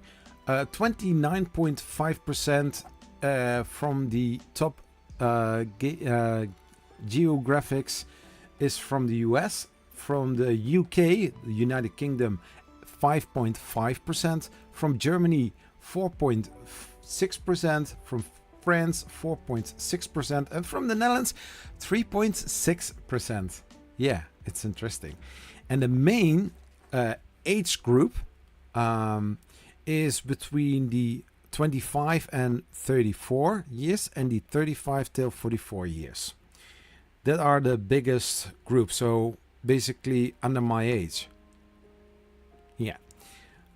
Now, something interesting, and I asked vidIQ Boost something to go over my channel, and they mentioned that 95.9% of the viewers gender is male, and 4.2% is female. So basically, I'm also going to make more content for females as well, not printing stuff that are for... No, I'm not going to say that. I'm going to keep it family friendly, of course, but making more content that could be for females as well. Now, the thing is, a lot of things that I talk about the printers are non-gender direction, so it can be male, can be female. So it would be a voice over, something like that. I can do something which I also made sure to have it as well. So I will say mention it later, or maybe I won't, and you will see it later on. Anyways, so basically some gardening supplies, some other things that could be handy.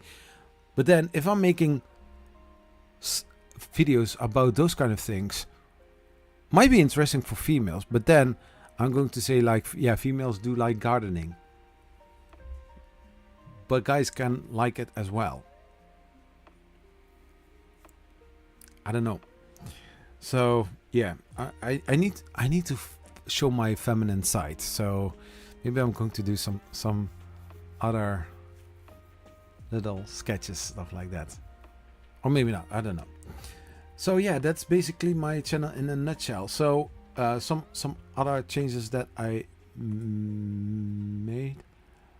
Let's see.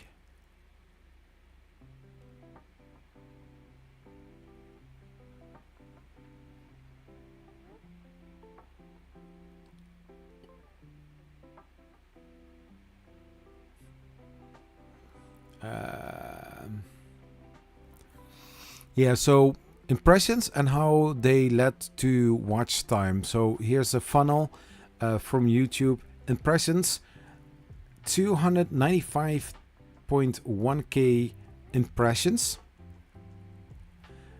51.7% of YouTube recommending your channel.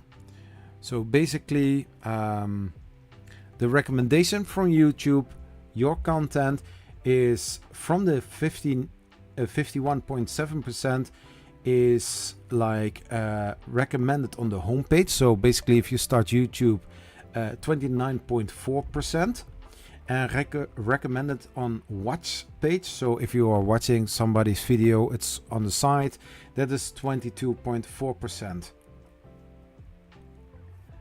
Viewers seeking your content / other, 48.3%.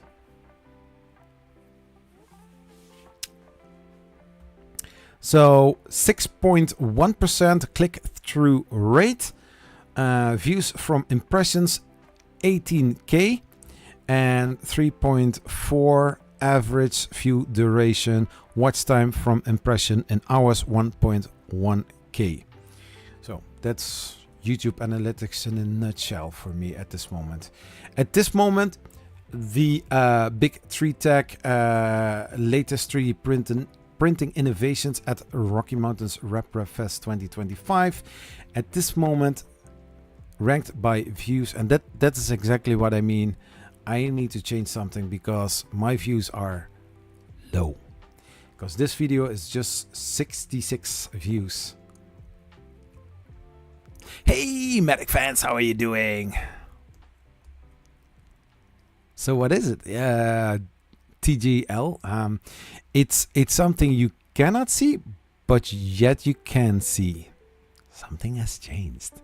No, not the lighting, but something else has changed.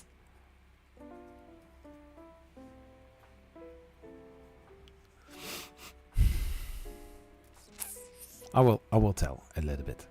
3D Medic Vents, how are you doing, sir? Welcome to see you here. So a little bit of talking about how the channel is doing, and also things that I need to change in order to get, I don't want to say more on top, but I don't see what is happening, because I used to see a few months ago I would see hundreds or even over the 500 views in the first few hours. So the RMRRF videos, I don't want to say it's doing bad, but like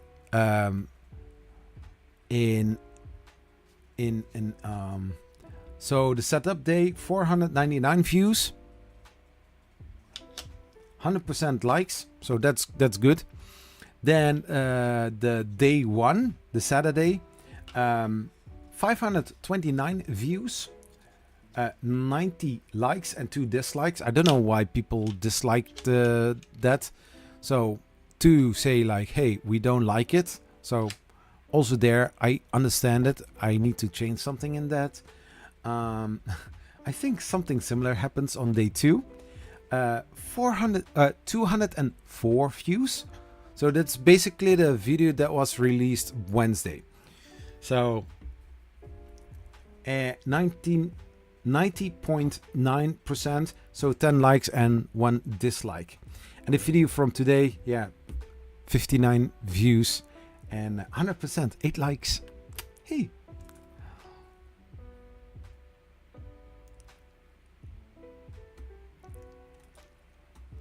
Yeah, so sometimes I'm watching my YouTube video analytics. If you really want to start with YouTube, I don't want to say don't do what I do, but I mean like,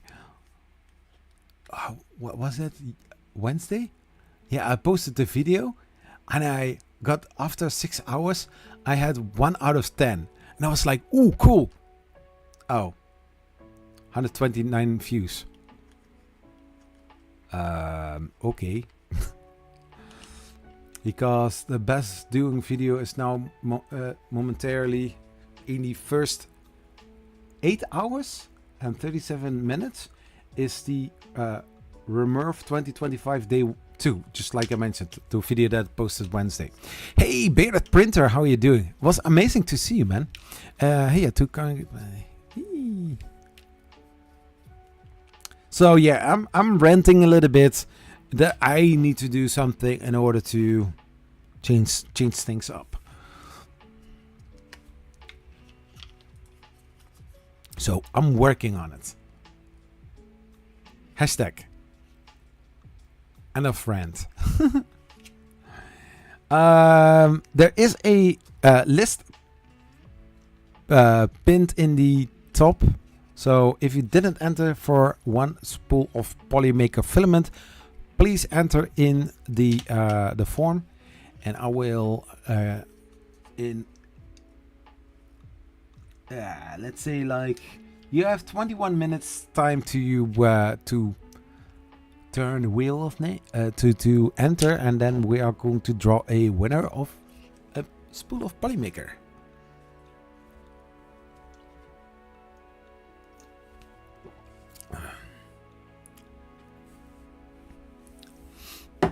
Anyways, we're not going to build something today.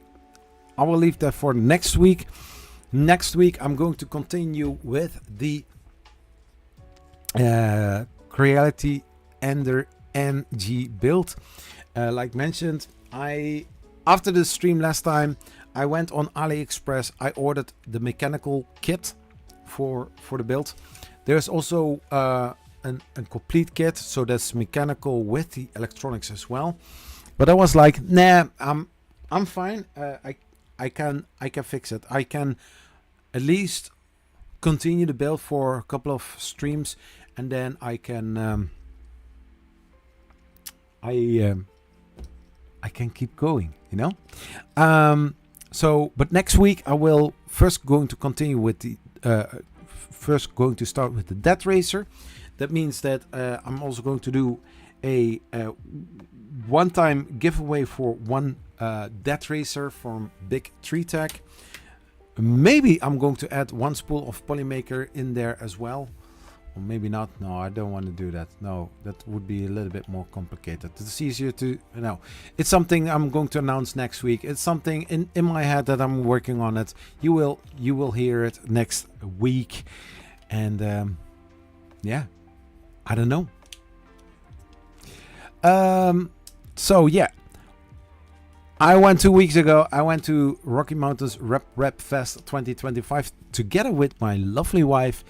I have now already published 4 videos about the event. So the preparation day or the setup day, day 1 Saturday, day 2 Sunday, and now today I released the first interview of many about Big Tree Tech's latest and newest products. So very interesting. It's mind-blowing how much effort that Big Tree Tech puts in their products in order to release such a variety of materials. If you have a Bambu Labs 3D printer, you have so many new upgrades coming. It's unbelievable. But then if you don't have a Bambu but a Voron or some other 3D printers, there are cool stuff that you can buy from Big Tree Tech that is going to be released pretty soon. I'm sad that I missed you. I was there, but only one day. Dude, I did see you. At least, I mean, like, I did see that you were talking with some other people, and I didn't want to interfere. And I was like, I will see him a little bit later, you know. But I did see you, man. I think you were talking in the...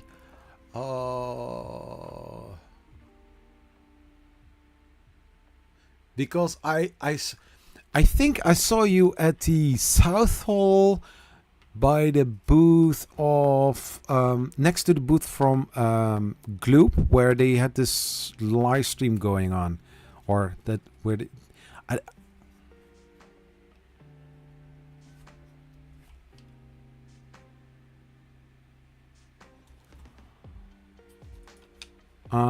I don't know what happened. I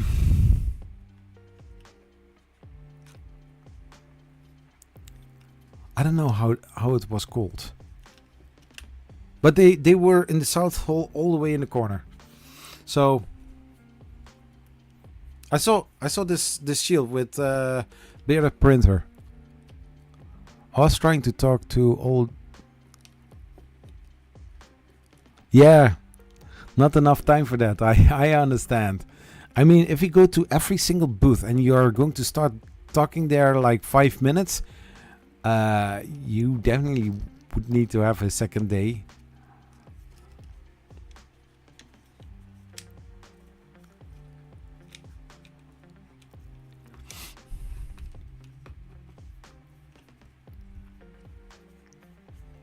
So that was pretty awesome. So Saturdays or Friday, the setup day, it's always fun because they can start early, setting everything up. It's nice hanging out. Me and my wife, we didn't have to be that early there. So me and my wife, we took the car. I had a Ford Bronco from last year, I believe, or this year. I don't know. I'm not really sure. Cool, amazing car. I could also choose for a Jeep Wrangler, but I didn't want to do that. I wanted to have a better option. I did pay for that as well. Anyways, so we drove to Walmart. We had to buy some small items, travel packages of shampoo and conditioner, bathing soap, something like that, and some other things that would be handy. My wife, she had a full a iPhone that was filled with videos and pictures on there that she had to get rid of in order to use her phone to make some additional recording. So there will be a video coming from RMRRF, her point of view. So I have no idea how that looks like, because I said to her, like, you do your thing, you check out what you like to see, and if you want to make some footage out of it, that would be cool. So yeah, this is the first participation of her in a video. That would be very cool.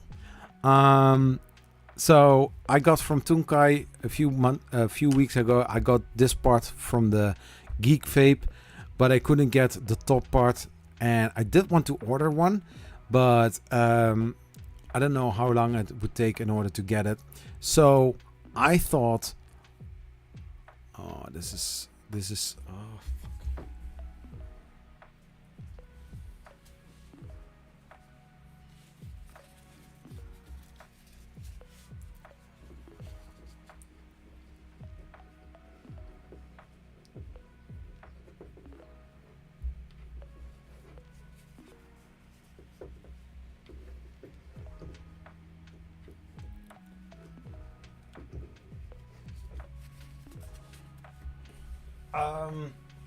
So I also needed to get this top part. Yeah, it is, for some reason it looks like it is leaking fluid. So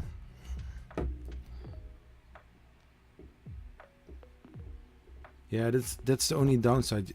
I feel on my fingertips that it's not really leaking, but it feels like sweating, something like that.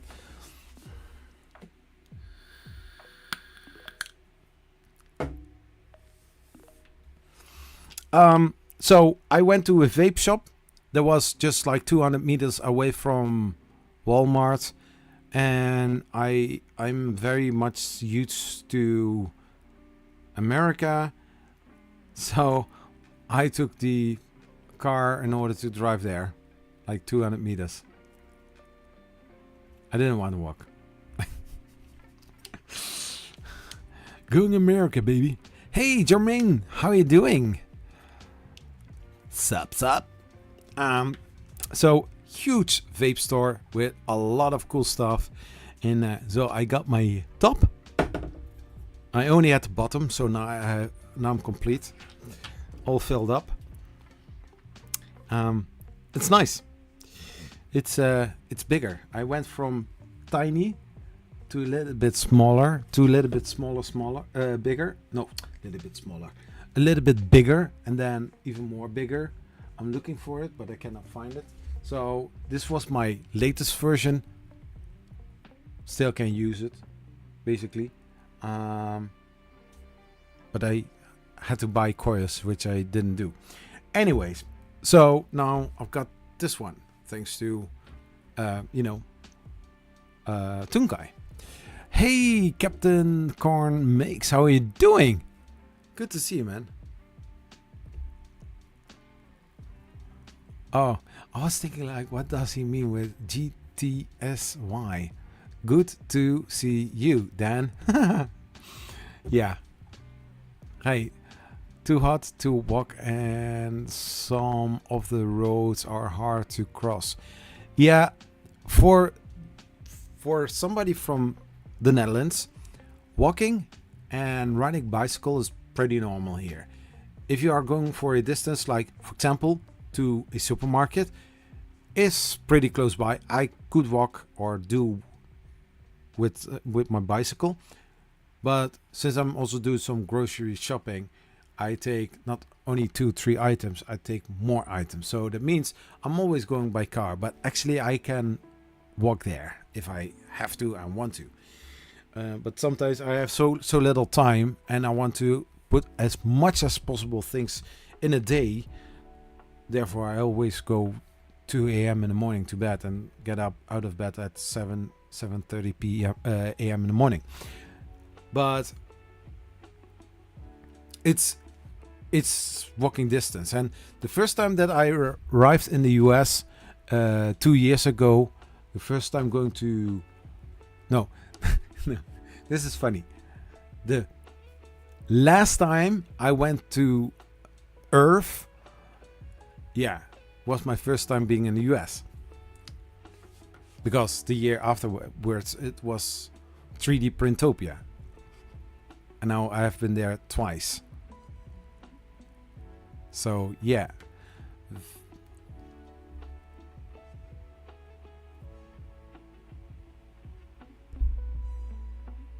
No, this is going to be my third time next September. Anyways, doesn't matter. Nobody cares, I think. So the first time that I went to the US, I had a rental car. It was a small economy compact size car, like in Nissan Verga, small car. I paid a lot of money, like 365 euros for it. And I drove from the airport rental car in Baltimore to Aberdeen, and then everything for me was new. Driving on the toll roads, I was like, whoa, what is this? Because in the Netherlands there are a very small amount of roads that are newly built, and they have to fund it, so you have to pay toll on that. But basically a lot of the roads here in the Netherlands, you can drive wherever you want to and you don't pay any money for it. Cool.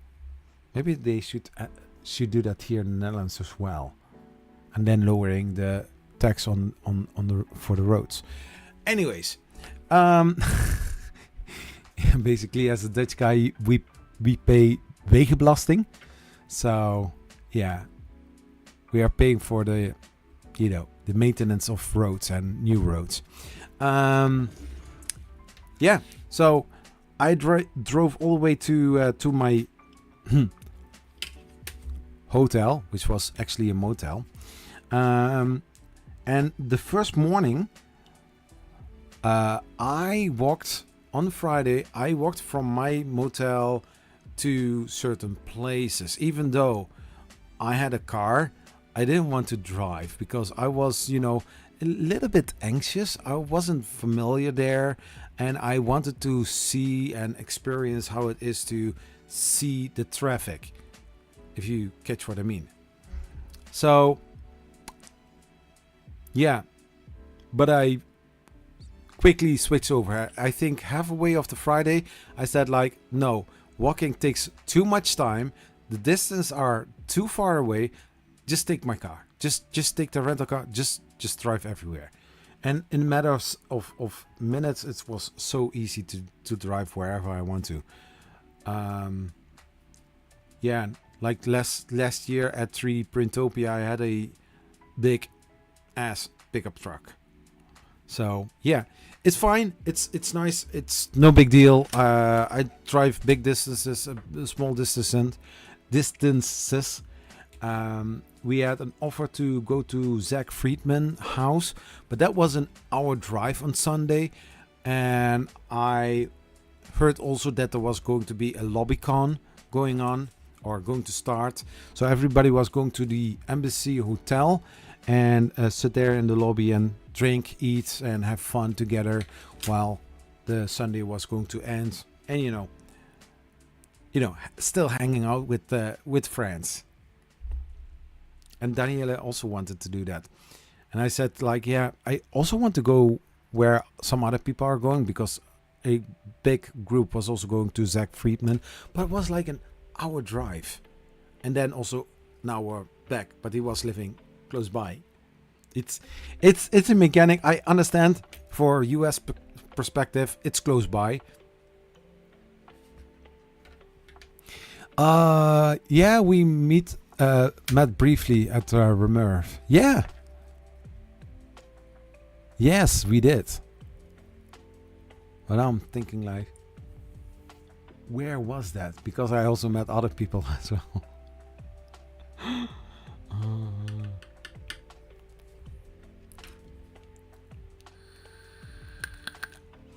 Yeah, the thing is, during those events, I'm in my head working on a lot of things, like planning for the whole day, places that I need to go to, or like appointments that I made for doing interviews, because basically day 1 and day 2 are shot on the same day. Oh, now I'm going to give some secrets. Oh shoot. Anyways, day 1 and day 2 is basically shot in one day, so that is going to change for the next time. So it's going to be one whole footage, but then a faster pace and more, you know, flashy retention. Yeah, it's what I also see back here in this in the status here as well. I'm a guy from the analytics and the figures, but then I need to find a solution, or if you want to see more, here's the lowest patron support, something like that. If you want to see this video, something like that. So something in that direction. So day 1 and day 2 shot on the Saturday. In the meantime, I also made appointments like, hey, can we do tomorrow an interview about the thing that you are showing, stuff like that. So I made also a lot of appointments. So also keeping that in mind, meeting with people, talking with people. Yeah, and also planning to do a little skit with Polyfill, going over the whole event as funny as possible, making some funny remarks, stuff like that. Polyfill was being Polyfill. I don't know when to publish it. I think it's going to be on a Wednesday. Maybe not. I don't know. I need to see. I can stretch it. I can flex it. Make maybe one video a week, and then having 12 weeks of footage still to do, or no, 10 weeks. But I don't want to do that. I need to check what works the best and what people likes the most. And in the meantime, I purchased DaVinci Studio. So not having DaVinci Resolve anymore, but DaVinci Studio. So I hope to make better footage with a better editing tool. Yeah, so also, yeah, going back to RMRRF. So I saw a lot of cool stuff, which you also did see. I have a lot of cool things from the back. I had a talk with, I don't know what his name is anymore. Ajax. I call the dude Ajax. I collected the TD1 that I won during the 3D printing nerd giveaway end of last year. He sent out an email to the winners, and I didn't respond, and he know exactly who I was. He said like, oh yeah, sure, you can take one with you. It saves me on this is an iPhone cable. Handy. I think it is. Could be also, it doesn't matter. Anyway, so you know that I didn't respond, and he knew it. I thought it was the DIY kit that I asked for, but this is also fine. No, I don't need to do that. Maybe I'm going to change it a little bit so that I can do something else cool with it. Got some Prusa lip balm as well. I did use it, so that's going to be visible soon. I got some Prusa sunglasses. I got not on RMRRF, I got it on Printed Wood Conference, where I also am going to talk about. You have, by the way, you have 2 minutes to enter for the Polymaker filament giveaway. So if you didn't enter, please, in the meantime you're listening to the live stream, go and enter.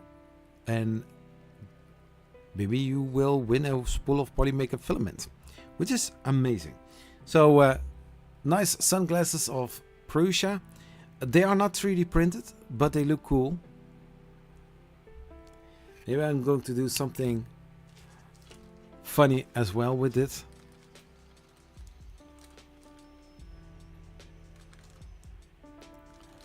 By the way, when I was polyfill, I met David, or I saw David from the 3D printing nerd, and he saw me. He said, "Hey, can I make a small video? You doing something crazy, and then I will use the footage somewhere. I don't know where he is going to use it, but I think it is pretty funny, but I don't know where it is going to be used. So I had this red goodie bag from RMRRF. In the back, a nice coin with a text on there for as a thank you. May you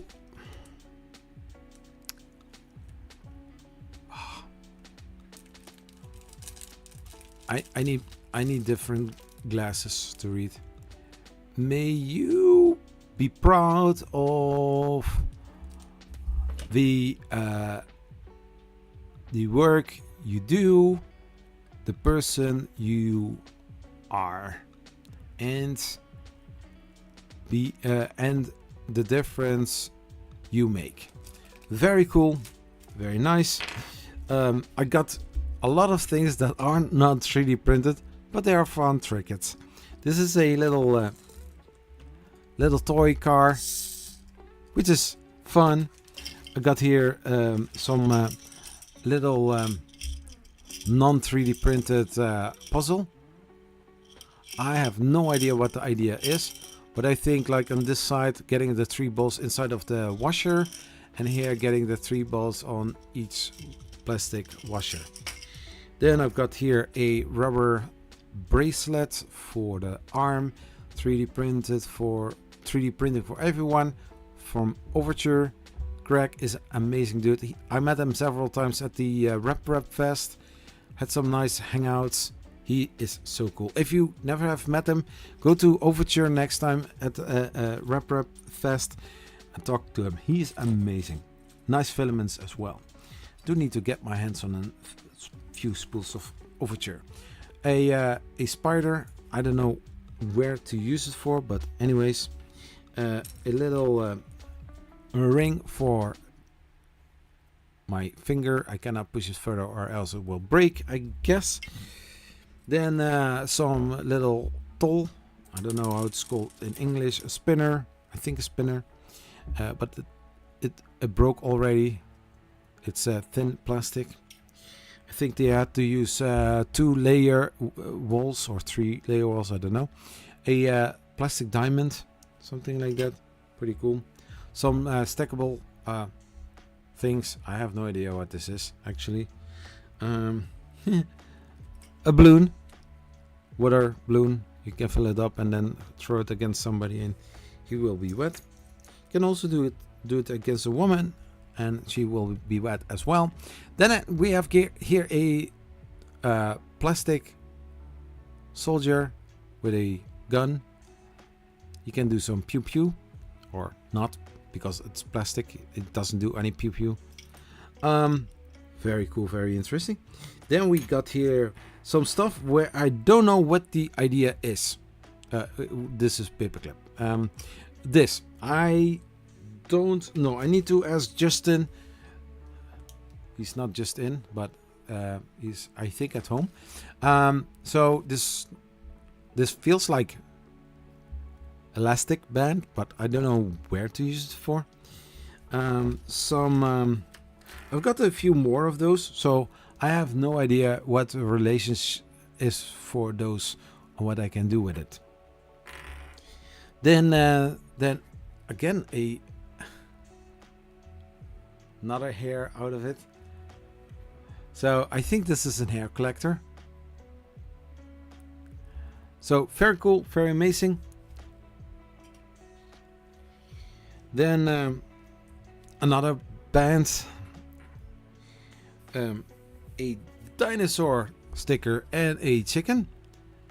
If you think they are not related, they are related. First was the dinosaur, then was the chicken. Okay. Then we have another cool sticker.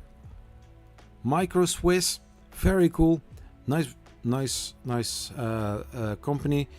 They are going to send me something pretty soon.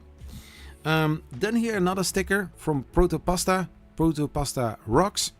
As Polyfill, I made a little report and they are in there as well. I saw people smiling, so I think it was fun. We have a lot of sweet, because Justin and crew are sweet as well. How to make an event even sweeter? Just give candies, you know? Suck on it. Then here some lithophane from a maker. I don't know who it is, but he knows or she knows. I think it's a guy. Yeah. Some more stickers. This is from Juan Mix with some spray cans. I don't know which kind of thing that he does, but probably amazing for the thing he does. Yeah, I think graffiti. No, what has graffiti to do with 3D printing? I think he makes, I think, props or something. This looks 3D printed, but it's a lithophane. Looks pretty cool. So yeah. Then we got here some compressed towels. These are not candies. These are towels. So don't swallow it and assume it's this, but it is this. I think it's going to be dry. If you have a dry sense of humor, then those towels are perfect. Then KP, so Killer Prince. Then we have another business card from somebody. It could be that some of the business cards that I had in my cotton bag that are from another event. This is Mega Labs. Cool. Affordable accessories to industrial innovations. Then Recreator had an interview with Bill. Amazing dude. Some cool, interesting new stuff is going to come soon. Then I think if I do this, then everybody knows exactly which company that this is. Not Zach sound, but Deposition Sound. I had an interview with them as well. I'm thinking about it to actually do a project for making a speaker like they have, but those kits are also quite expensive as well. Well, basically they are affordable in a certain way, but I don't do a lot with audio. It would look cool as a backdrop, but the space is not big enough, even though it's bigger than what I used to have. But you know what I mean. Then a sticker from the Box Turtle. Very cool. I got here some other business card from somebody that I met at Printed World Conference. Very talented girl, makes jewelry and stuff to wear. She makes also content on social media. Dark Curve. Some other dude, also Spite Driven 3D. I think also from I think that this was at RMRRF, and then a train ticket. And I've got here a can opener and a bottle opener, so that reminds me to get a nice cold beverage. And then something that was 3D printed, a nice little, I said hippo, but I think it's a cow. because hippos don't have horns, right? Anyways, so very cool stuff. I also got some maker chips. For the next time, I'm not thinking about it to bring my own maker chips with me, or I need to find a solution to not have them in a box like this, because on the trip to RMRRF through the airport, I had 3 times that they pushed my bag out in order to check what was inside of this box, because even though it's an x-ray or whatever scan that they do, it always pops up as a suspicious kind of box. Maker chips. I can't say what it is. I always do that, but they don't listen. They want to see the content of the box because it's very compact and dense, and the scanner has some difficulties to scan what's inside. Then I've got also collected some maker chips, but like I mentioned earlier, they are less. It's less than what I had last year at 3D Printopia. I had the same kind of can, but it was filled like this. It was really a lot, but standing downstairs. So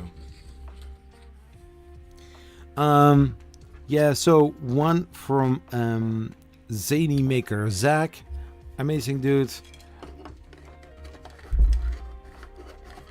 So then I've got here a fuck. Then here one, I don't know what it is, but here's the QR code. You can scan it like this.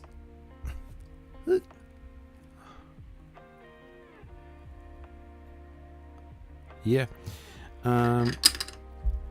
Then I've got here one keyboard with lightning above it, thunder keys, and here is the QR code. Anyways, so the Marie 3D, very cool one. I've got 2 of them. Then I've got here from West 3D, also amazing people, nice conversation with them. Ajax 3D.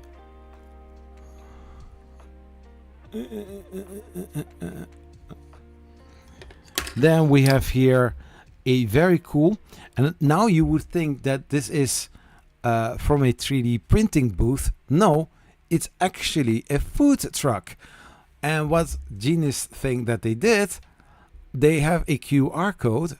If you scan it, you will get their menu.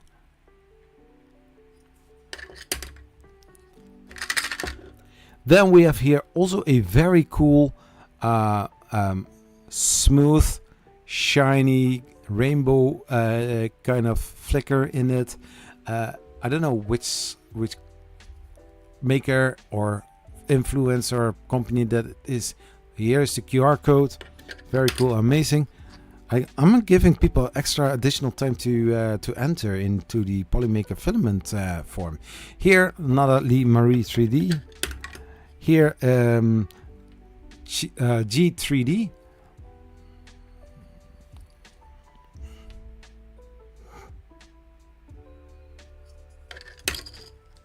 Then we got here some cool RFID tag. And this one.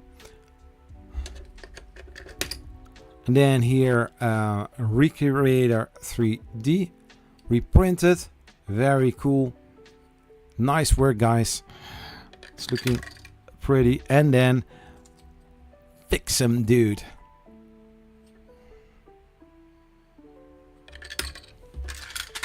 Very cool. I do like the ones that I do have from last year. I have a whole bunch of them. But next time I will probably collect more. I need to check. I need to see. talking about seeing, I see that 12 people are here in chat. Please, if you didn't, enter into the giveaway live stream giveaway form for one spool of Polymaker. Reprinted beat was an awesome guide to meet. Yeah, reprinted beat. Oh yeah, I know who you mean. So far 11 people entered. So duplicates I will take out automatically. I will see it anyways.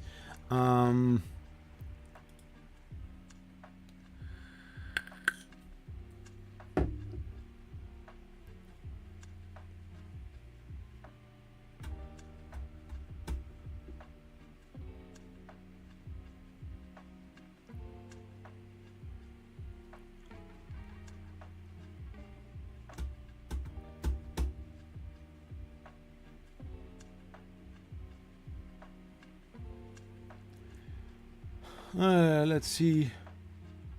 Everyone that did enter into the form is subscribed to the channel. You are so amazing. Cool. Thank you.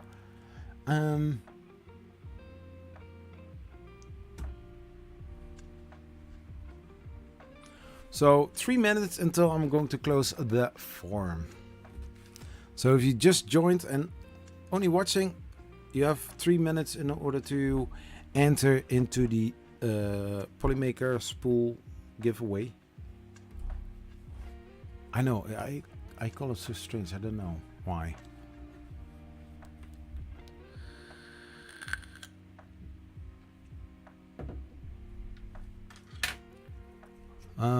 I'll be starting to print maker chips for the next year in a few months. Though. Yeah, I mean, okay, let's say it like this. There's a difference between people that have a booth, whether it's a company, a maker, or a content creator, or somebody just like me walking around collecting maker chips in the meantime, but not having time like, oh, here's a maker chip, here's a maker chip. So I think for myself, I will take a small bag of maker chips with me to give new ones away. It's going to be special ones. Maybe I'm going to, ask somebody to make them for me, or design them for me and then make them so that people have a special one, just like this one from Zany Maker Zach with a QR code on there.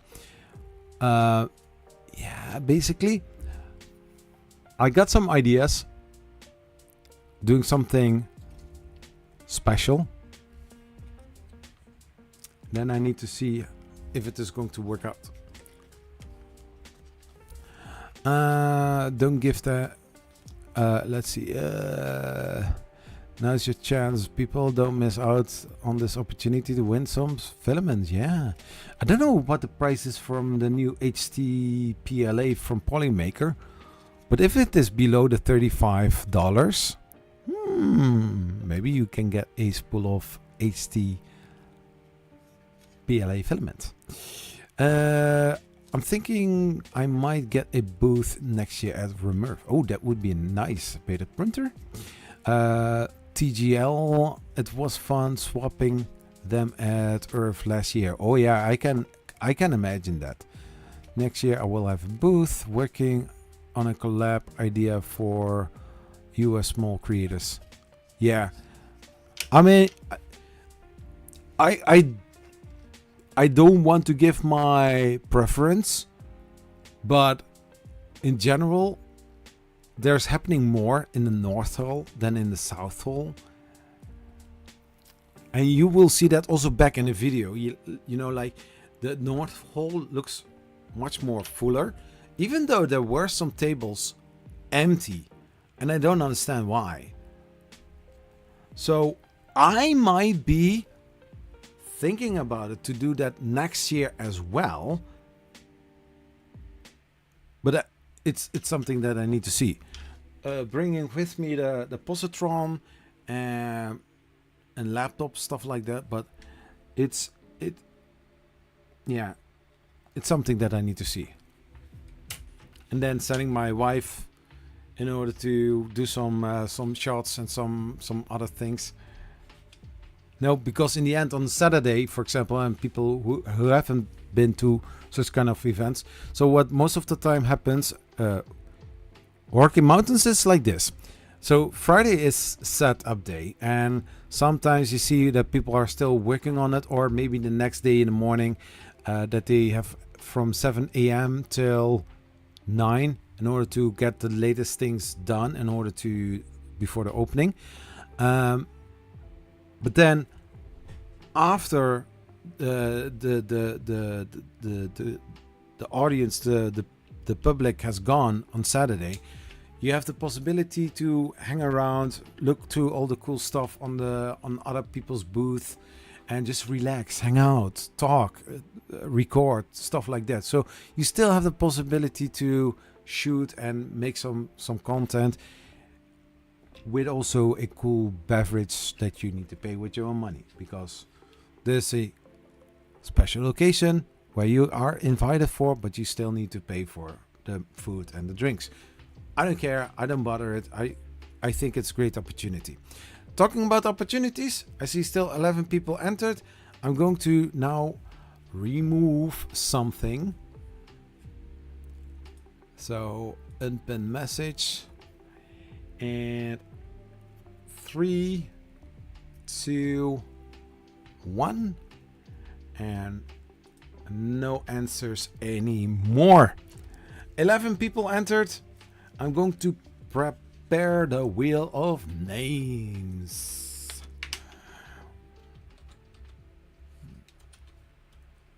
Wheel of names. No.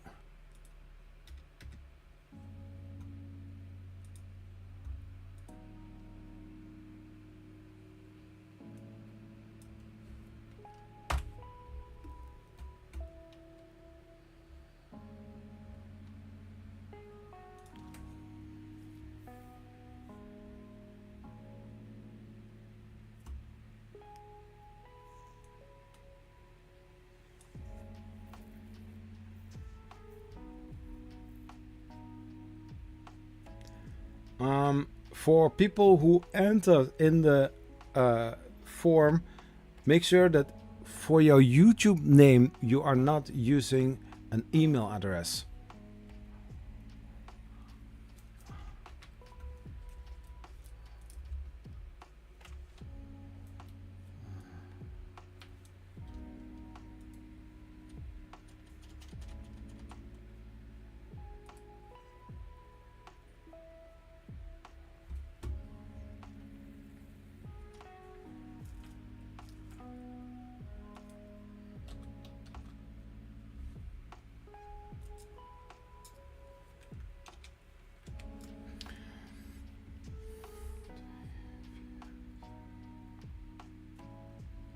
Yes.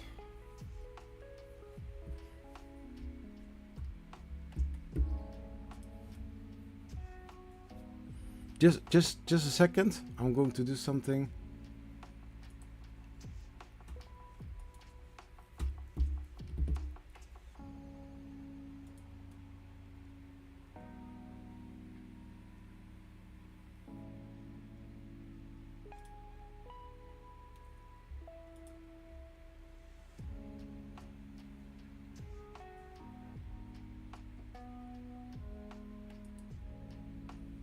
Yeah, this is cool.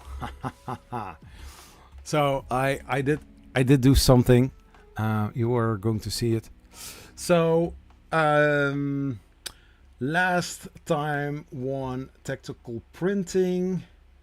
That time before it was Andre Viel and Tunkai. Tunkai was 25-4. So it's a month ago. So if you are being drawn, Tunkai, it's fine, but you know, it's, yeah.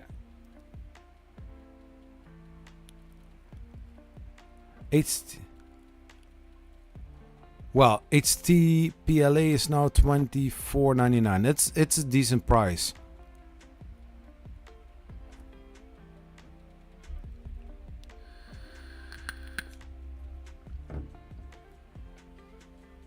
So we are going to switch to display. So in the meantime, I'm going to run the Polymaker ad one more time again. I hope it automatically switches back. I'm going to grab some cold beverage because I am thirsty as here. And, you know, it's a hangout. I'm with my friends, sort of, online. But hey, we are having a good time. I hope you get a cold beverage as well. If you're driving, don't drink and drive. Something like that. So the Polymaker ad is going to run for a little bit. And I hope, yeah, it's going to be fine. So when it comes to 3D printing, I always like to use Polymaker, and especially their new Panchroma filaments. They are amazing, and I still don't understand why not more people are using Panchroma from Polymaker. It's the best filament, having also a lot of colors. Look at how beautiful that looks like. My gosh, I know, Zach, I don't know where he is, he just left, and I thought, like, why not making a little advertisement of Polymaker? Go to polymaker.com and get your Panchroma or many other amazing filaments from Polymaker. I know, this sounds a little bit sketchy, but trust me, if you are looking for some filaments, don't look any further. Just head out to polymaker.com or maybe Panchroma. Oh, let's head over to that. Let's copy one of your amazing spools and say hi from Polyfilm.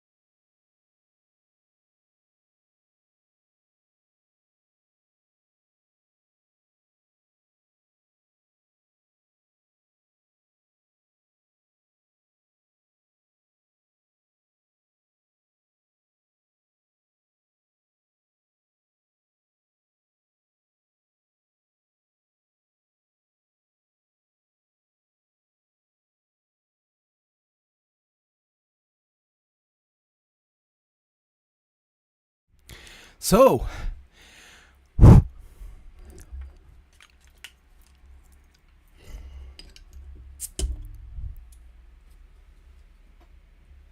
anyways, cheers. May the odds be ever in your favor.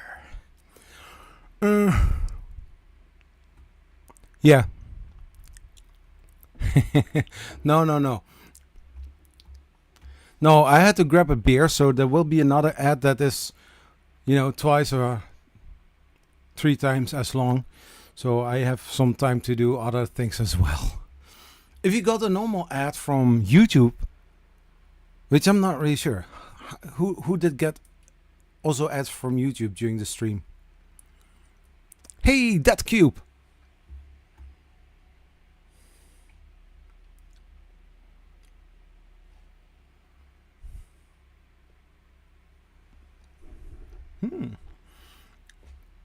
So I did something special here, which is looking nice, I think. So we are going to first check if there are some doubles in there. No, there isn't. So what is going to happen? I'm going to draw. I'm going to check who won, and I have here also an Excel sheet who won previously. No ads for me. YouTube, premium. I'm thinking about it as well to do that. Cheers. So, I'm going to shuffle. How many times? The fourth person.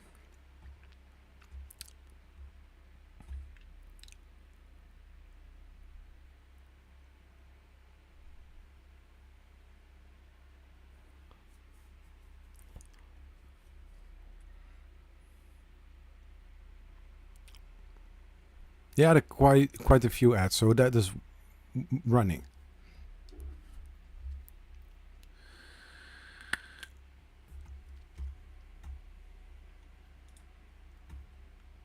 Seven.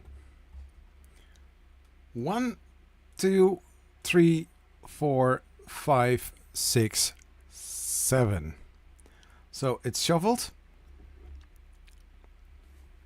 3, 2, 1, and spin the wheel.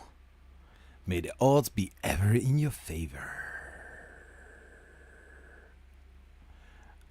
Dale Mac 3D, are you in chat? I know you are. Are you in chat?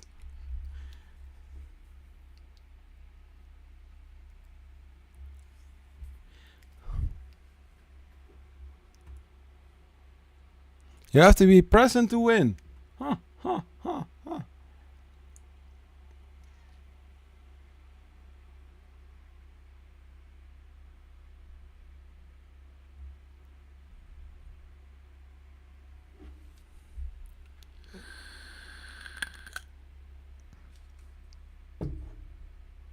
Yes, he is. Dale, congratulations with winning a spool of Polymaker filament.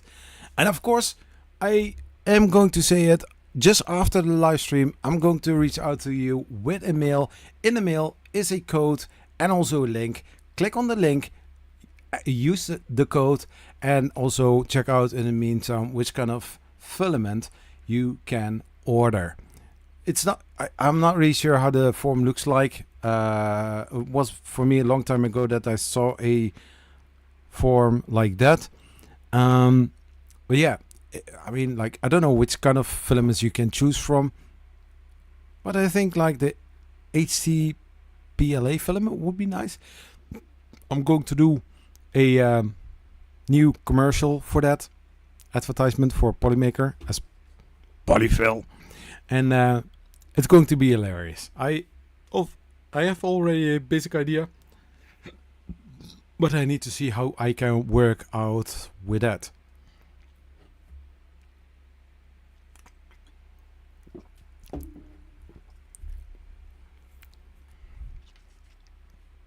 So, anyways, maximum price is $35. Yeah. So go to polymaker.com to check out the prices. They have amazing filaments, Penchroma, Filaron, Polyterra. You can choose, and yeah, I will reach out after the stream ended. I'm not going to end the stream right now, but you know, if you are in the UK, so you are 1 hour ahead of time. No, I'm 1 hour ahead of time. I don't know. It's 1 hour earlier than me. Anyways, so I'm going to highlight it here in my form, my administration, my winners administration. Where are you? Dale. Whoop. And Dale has 2 Creality printers, 1 Anycubic and 1 Elegoo. And I do like it that you say which brands that you have. But amazing. 4 nice, cool 3D printers. So nice. Yeah, so I collect some of the information. I can see which kind of printers you have. And based upon that, I can make some content, but that would be I'm going to check to see where people want to have videos about, but also Yeah, just forget what I said. Usually Polyterra. They have also some amazing dual silk filaments, which are looking beautiful. And don't forget the celestial colors as well. So cool. So I did close the form. Yes, I did. Yeah, so whoop. I'm going to leave you. Have a nice morning, afternoon, and evening, night.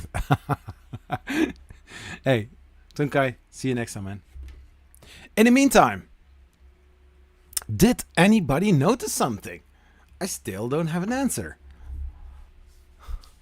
I still don't have an answer. How is that possible?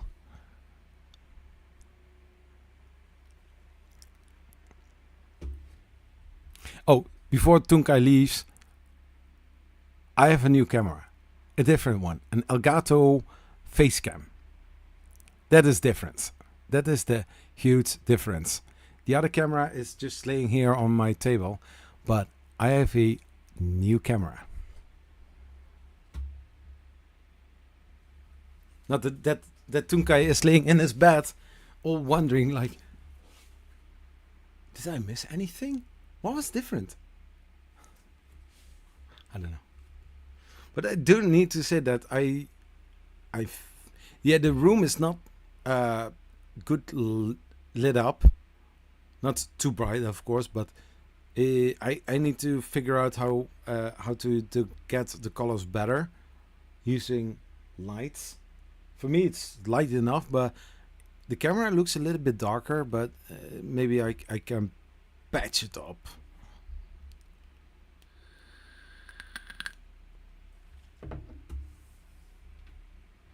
So, whoop.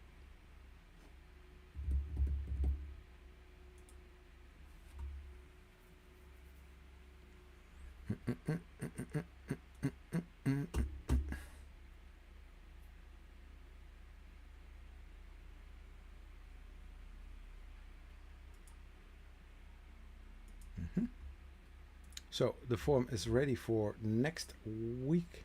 Oh.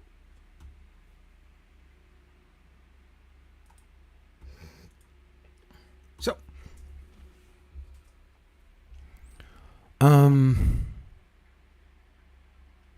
yeah, it looks way better. The other camera is laying here.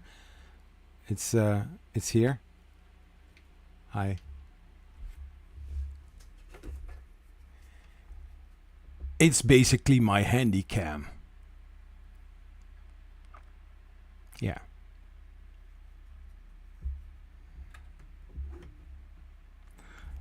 Little perspective like this.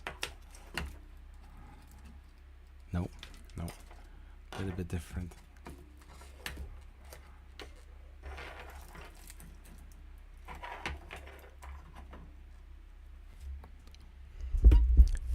So what do you want, punk?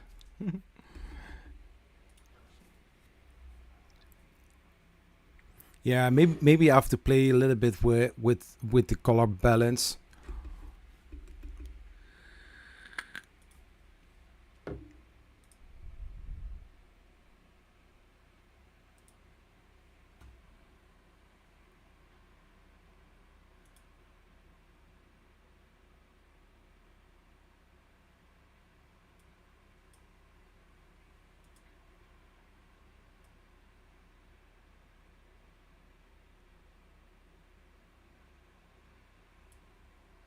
Mm-mm.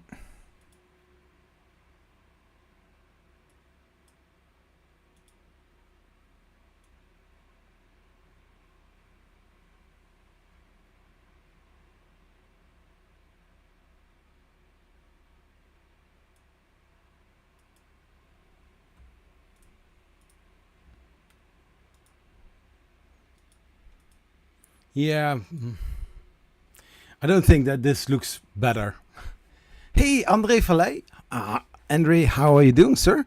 Good to see you, man. Yeah, I do have an app here. I don't know if I can use it while using the camera. Yeah, it's occupied.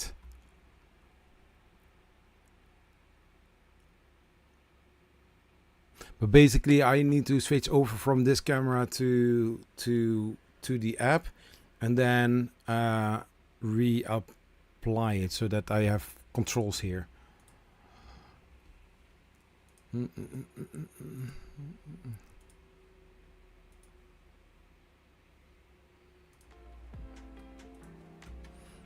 Good on you.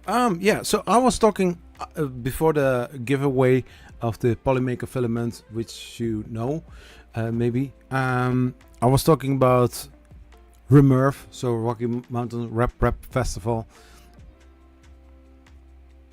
Facecam app. Yeah.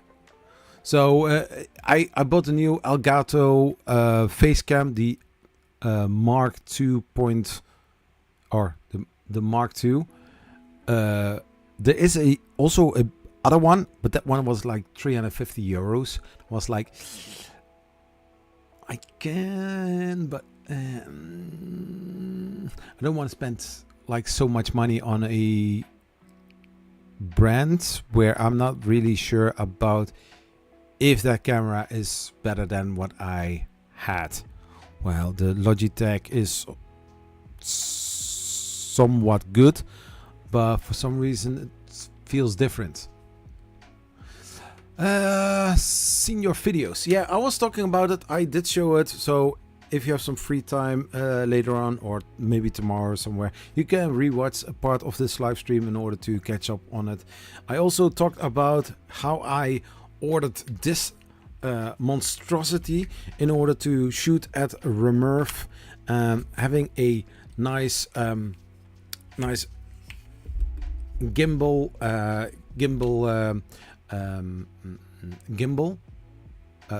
selfie a gimbal for my smartphone, because I want to travel as light as possible, taking little as no gear with me, so that is quick and easy to do, you know. So I ordered this one, but it didn't arrive in time. It was a struggle. What's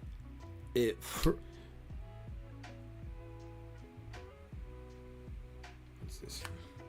So I was really thinking, yeah, like I see where this is going. Like, first it would arrive on Monday, but then Monday morning I got the notification that there's a delay of 1 or 2 days, and eventually I was thinking like, okay, I need to have an backup, because I really want to use a gimbal during the event and get some better footage. Well, yeah. So in the end, it didn't arrive on Wednesday. It arrives here on Friday when we were not at home. So I moved the delivery a few days later. So somebody was at home. So I went to the duty free at Schiphol Airport. I saw in an electronics store, I saw this, and I was like, hey, tax free. That would be amazing. Hey, Moj3D, how are you doing? Great to see you here. So I bought this one, and I was like, hey, duty free, tax free. So 160 euros. I was like, hey, bargain. So when I was actually watching it back, I was like, I can buy this on bol.com, the Dutch equivalent for Amazon.com, for the same amount of money. Yeah. Anyways, I didn't overpay for it anyway, so no problem there. I also paid taxes for it. So it has a nice tripod. I can attach it to one of my other tripods to stabilize it, to put it higher or lower. I can extend it like a normal selfie stick as well. It's from GDI. It's the Osmo Mobile for my smartphone. This is the 7 Pro. It comes with an additional camera, which does work as a it tracks where you are. If you are going to turn it around, I believe, then you can have, with your phone on there, of course, you can do whatever you want to do. I still need to figure out how the thing works. Sounds funny, but it's true. No, serious, it's true. I always wondered where the stick is for, but you know, pan, tilt, I don't know. Anyways, and then also this button, but you need to have, just like with the Insta360 Flow gimbal, you need to download an app on your phone, connect it with it, and then you have all functionalities. This one was the one that I use at RMRRF. I saw in the footage back that there were some little issues.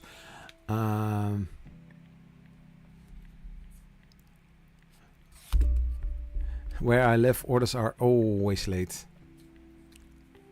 Don't you have this thing like, oh, you expect it late, but then it arrives suddenly 1 or 2 days earlier? Don't you have something like that?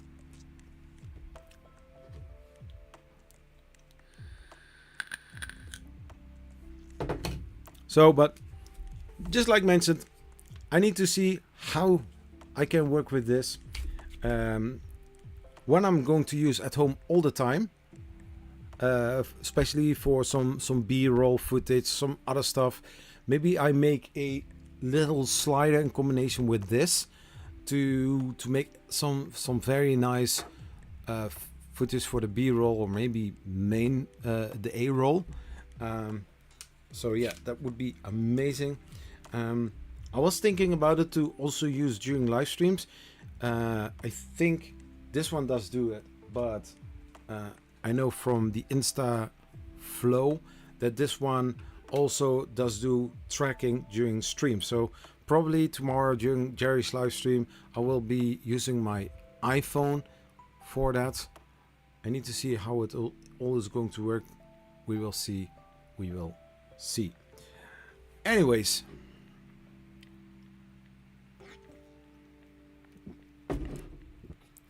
But this is, I think I would like this more than the other one. But I have now gear that I can use.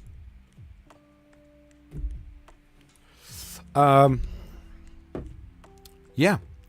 I got a lot of, I got some maker coins, less than last year during 3D Printopia. I don't know, Moj 3D, how much that you collected 2 weeks ago. But basically filled until here. Last year it was all the way till here. So I got a good collection.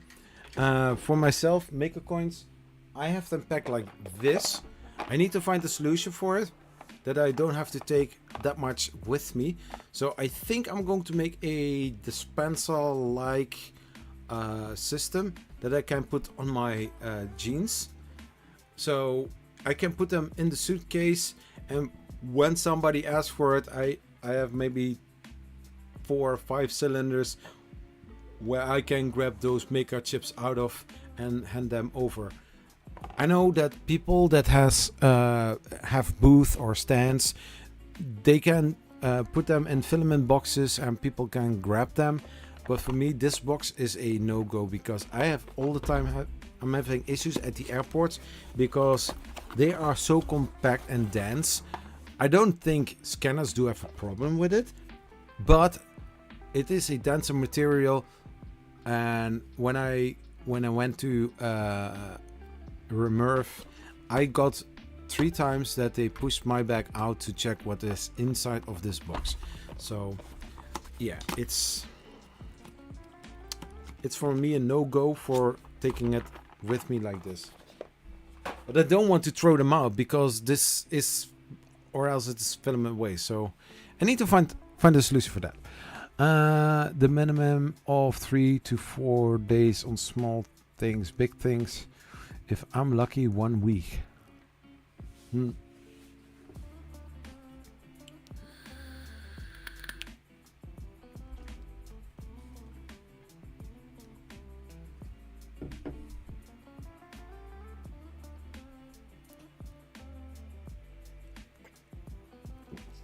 So never early, always late. Yeah, so then actually, if you would have a YouTube channel and making videos about 3D printing and companies going to ship you stuff, you will always get them late. That's annoying, man. That's annoying. I know some countries, like Iceland, for example, it's also, you know, everything comes or by ship or by airplane.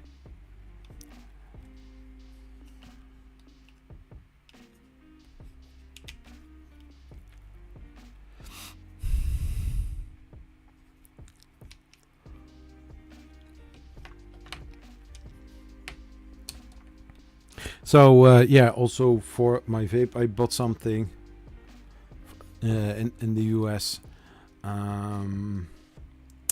Yeah, from Ajax. I collected the one thing that I won a few months ago during the stream from the 3D printing nerd, the TD1 from Ajax. He sent me a mail. I didn't respond to it, but I said like, hey,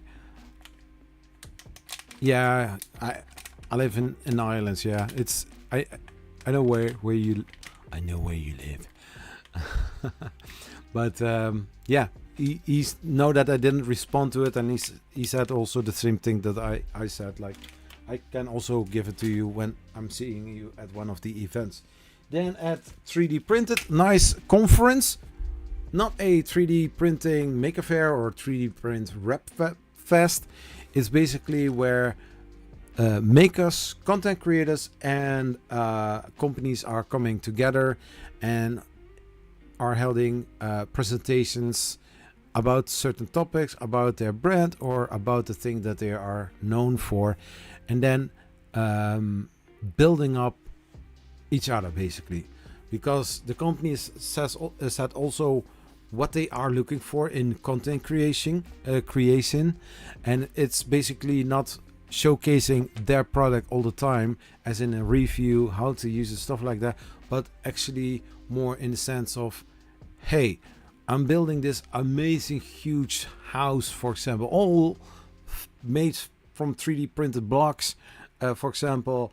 You know, you reach out to a filament company, hey, this is a cool idea, this we like, just name how much filament you need, or if you are still missing out on filament, please let us know, and then we will send you a whole batch of filament, for example. Or you are working on a special 3D printer, reach out to a company that makes parts for it, like Big 3 Tech, LDO Motors, Thetis, E3D or stuff like that, that makes hot ends or extruders, and working with them can encourage people that see the product, hey, this is a cool product, this is nice, this is cool. Just tell during the video something about the product, how you got it as well. Don't forget to click the product placement button on the YouTube, so that people know where to find it and how you use it and how maybe they can use it as well. It's a little basic, but yeah, so my main content form was basically all the time tutorials, reviews, troubleshooting, different kind of videos. Now I'm going more in the direction of making stuff. So in preparation of that, I'm going to release all the footage that I made during the Rocky Mountains Rep Fest. So now I released 4 videos. There is another 10 videos to go. I did also a lot of interviews, so I'm going to edit them this coming week, making sure that everything is planned, published, and giving me at least 4 to 5 weeks time in order to work on new content, new kind of content as well, and then growing in that direction and see what is going to happen. If you are a YouTube channel member or you are a Patreon supporter as well, in the lowest tier, in the lowest membership, you will get early access to those videos. So once they are edited and I'm fine with the quality and how everything looks like, I'm going to upload it on YouTube and on Patreon for early access. So it will happen that those videos, once they are done, they are there and everybody can watch it that are member or patron supporter. So that is one for the tiers. I need to check. I need to see how everything is going to work out, because I also have a full-time day job. I also do other things that is not 3D printing related, even though I sit here almost all the day, every day, all week, every month, every year. So yeah, I do a lot of things. I have a lot of ideas for the coming weeks. Next week, Friday, I will start building the Death Racer. So if you're not familiar with Death Racer, that can happen. It's a very cool STEM enabling project, 3D printing combined with a full kit from Big 3 Tech. I'm going to do that next week. I need to print some TPU. I'm going to print it on, yes, my Prusa Core 1. For that printer, there's going to be a first impression and prints of that one coming soon. So next week, take an eye on this live stream, because I'm going to give away one Big 3 Tech Death Racer kit. Yeah. If Big 3 Tech is going to sponsor it, yes or no, I don't care. I don't mind. I'm just going to pay one with my own money and send it to wherever you are. Not only the Netherlands, not only Belgium, but worldwide.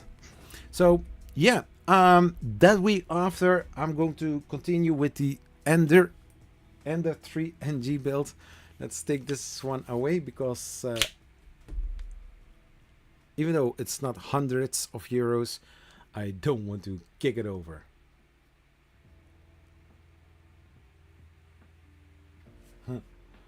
So yeah, it's going to be amazing. And then afterwards, we are going to see what is going to happen next, which kind of live streams I'm going to do. Yeah, special perks, special things are coming. And then we are going to start with normal long-term videos, YouTube shorts as well. But I need to see how much time that it costs me to edit and make and edit those videos as well. Because basically it are a few pictures, a few videos stitched together. Maybe I'm going to use some other crazy stuff as well. We will see. We will see.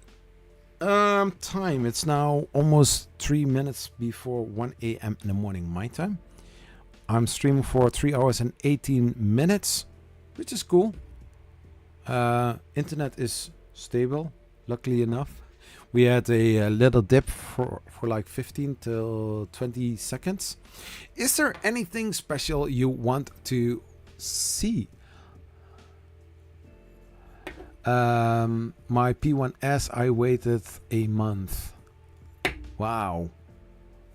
That's some time, man, dude. Sorry, I even though the color is a little bit more warmer, I'm going to change it back. Configure video.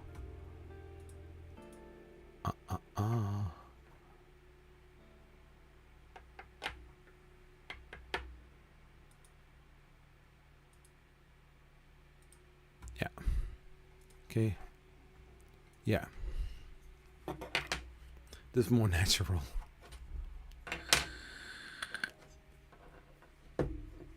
Is there something to to talk about right now. Do you have some questions? Do you have some ideas or something else you want to talk about 3D printing? So let me know in the chat. I'm happy to talk and discuss about it.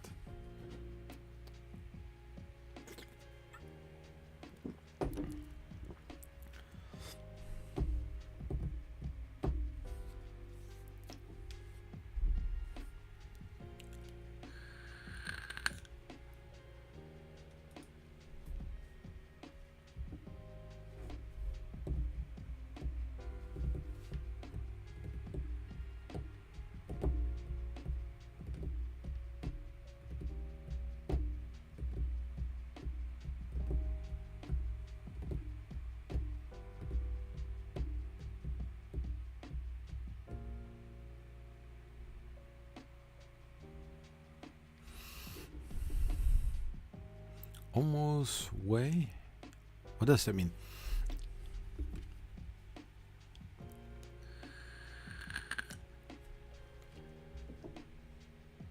Oh, and by the way, soon I'm going to continue with the other side of the 3D printing fanatic with the resin room. I don't know if you use vacuum bags for filament. I do use some vacuum bags. I do have a USB pump to vacuum pack those, but I have a lot of filament that I have just laying everywhere. I think you see laying them here as well. No, you don't see any filaments laying around, but I know that they are laying around. So anyways, yeah, I if I can, I do use them, and in some ways I have filaments just stored here in the original packaging.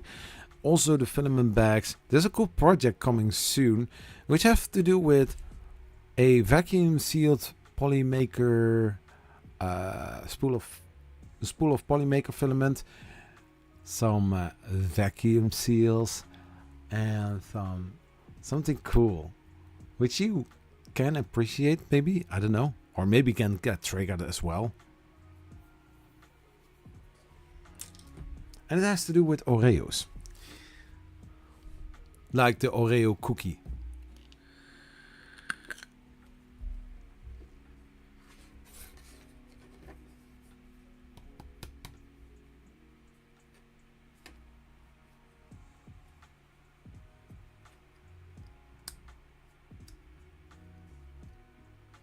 I used them to humidity here. Okay.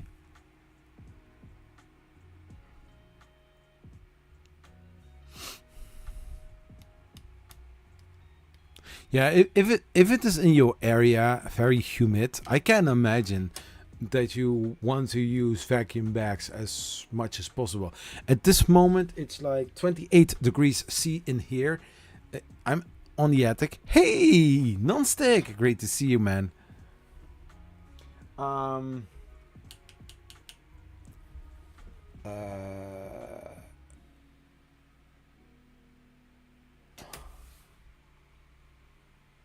Yeah, I need to get myself a humidity sensor for inside of the room. But basically, I do have a sensor for a 3D printer that's standing next to my desk, but the cover is somewhere else. Hi there. How are you doing, sir?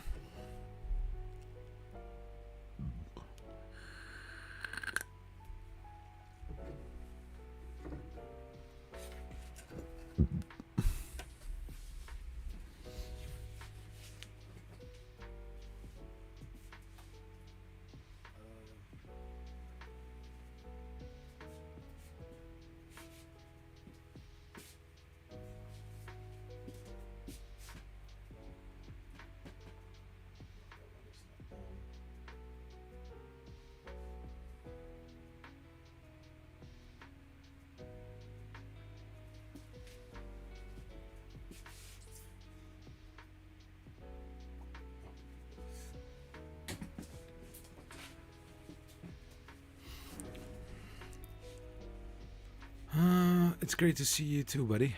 What do you think about the stream, non-stick? Do you see anything special besides the kind of monsters and the funny RGB light and the Prusa Core 1 and some stuff laying here on my second table?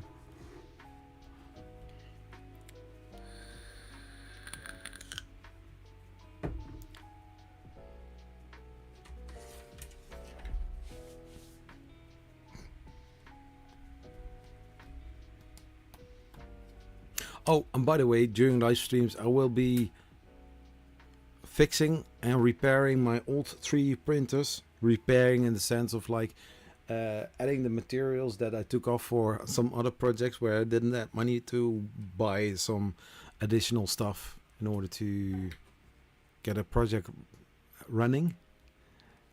I'm probably going to the doctor's Monday for my leg.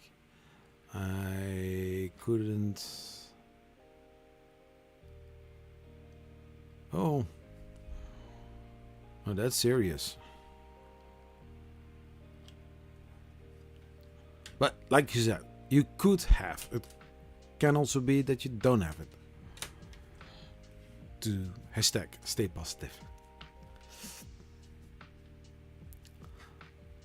I have the Elgato Facecam, a different camera.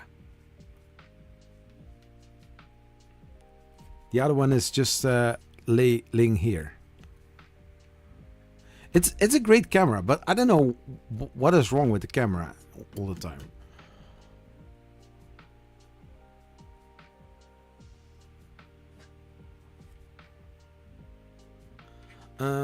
I see another racking left.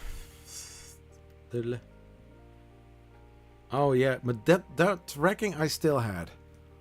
It's basically since I moved in here, that were basically the first two.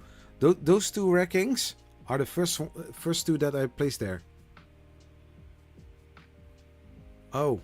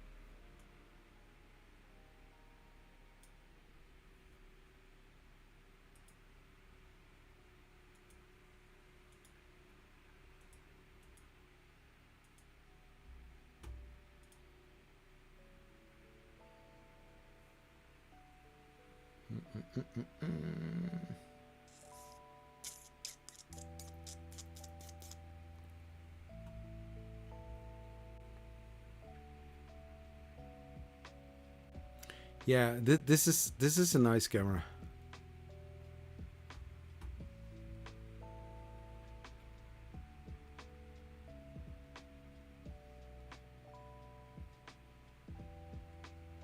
Oh yeah.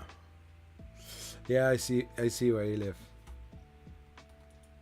And I know where your house is. Yeah, so the angle is wider.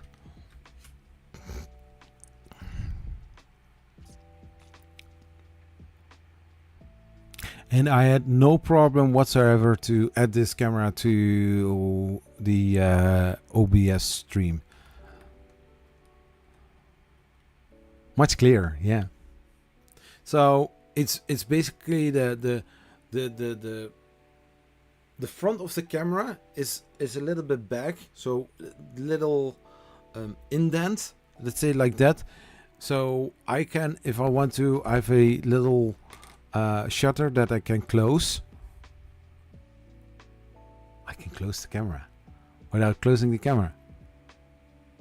Yeah. And this one is pretty flat, so everything is, you know, so a lot of light falls in an angle like this. So I'm going to check if I can make something to extend this so that it would maybe work better. Basically redesigning the whole thing.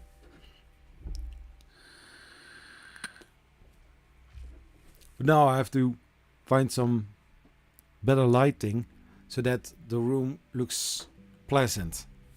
Not that it doesn't look pleasant now, but in my opinion it looks pretty dark. So yeah, nice camera. Like mentioned, I ordered this one. It didn't arrive before I went to RMRRF, so I had to find a different solution. I found one, and it is basically the other one. This one is really looking nice. I think I talked about it to you before I left. So this is the DJI. This one I bought duty free. I didn't talk about, or maybe I did. But anyways, I bought this one. I did use this one Friday without the app, Saturday with the app, but it drained the battery so quickly from my phone. It's unbelievable. But also 120 minutes of time to record with this one. So it was pretty crazy. I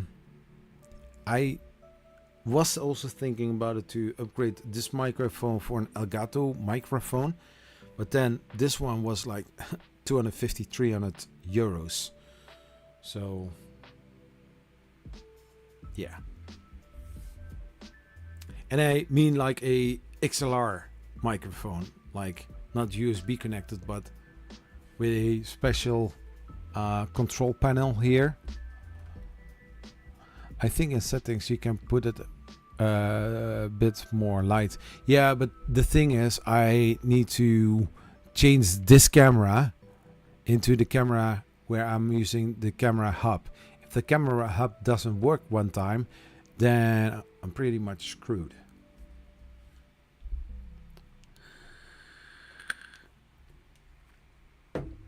But this camera I added 2 or 3 minutes before the stream started. I had to switch really quickly. It's fun. It's doing way better, and it needs to do what it's supposed to do. You know, the rest that it will look better. It's a thing that is for later stage. The other camera, the older stream cam, I'm going to see if I can mount it to the ceiling and use it as a top camera. So not using camera view like this. Okay. So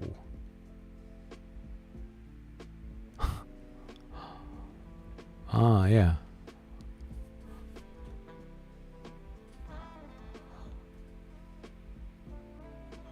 I don't know how I do that, but I just did. Anyways. No, I was also thinking about it. For example, from Shure, they have also amazing microphones. A denser microphone, condense microphone. I don't know, but some big channels have them, so I need to have them too.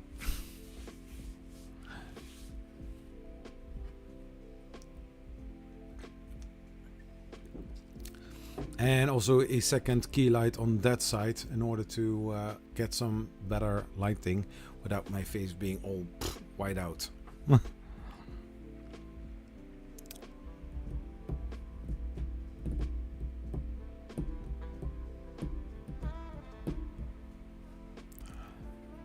Magic. Whee! Like glitz. Audio mic software, but you get the software with Stream Deck Plus.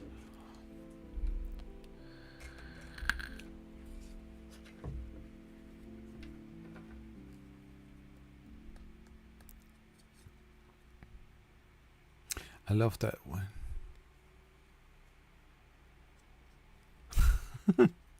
Yeah.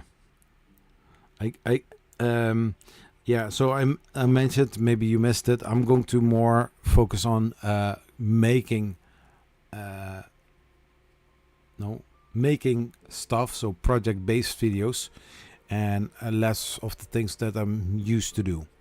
So out of the comfort zone and into a new part of YouTube. The mic is good as where you have connected. Yeah, this is not one of the cheapest. But the thing is, if I'm talking like this, people don't hear me. I always need to be, like, or I need to wait talking, but I can't. I want to keep talking. And I know I'm sometimes full of shit. But the good one. Yeah, new adventures.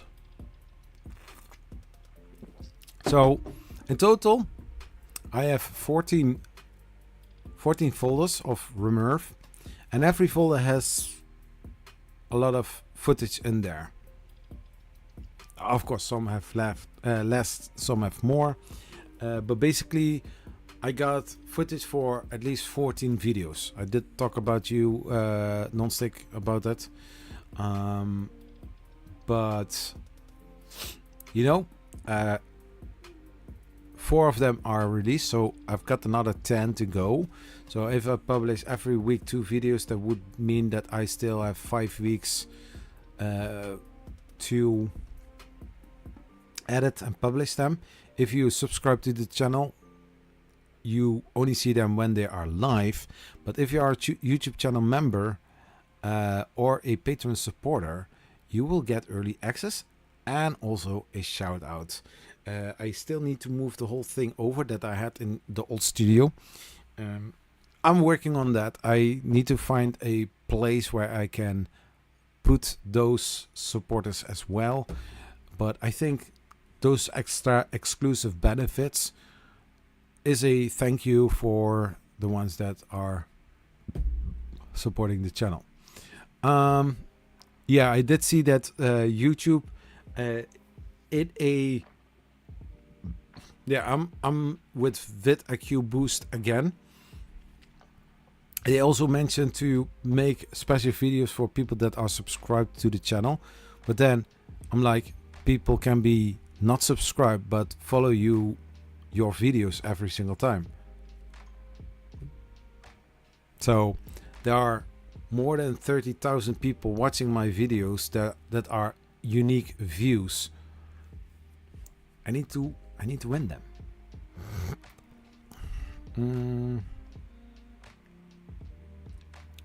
That's the only thing I hate about Rode microphones. When you turn away, nothing can be heard. Yeah, but I do have those microphones.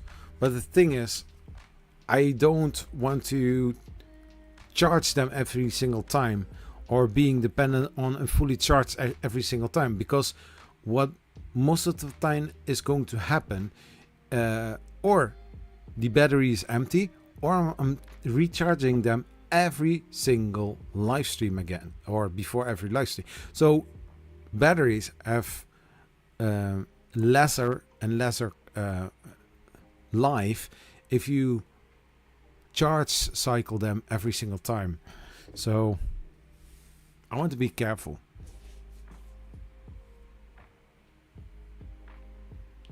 Yeah, condense. Andre, thank you for this information. So dynamic mics are good to talk near it. Condenser mic picks more noise. Yeah. Yeah. So I've got a fan in the background, out of view, but that one, if I'm recording a video, that you always hear. I also upgraded my DaVinci Resolve into DaVinci Studio. So I paid 300 plus euros for the studio version. I did download the latest version 20. So there are a ton of AI features in there helping with the editing process. So today's video from Big Tree Tech, new products, there was a lot of background noise. So I went through the whole video, and afterwards I said to the AI to optimize the audio accordingly. So the whole dialogue is better to hear.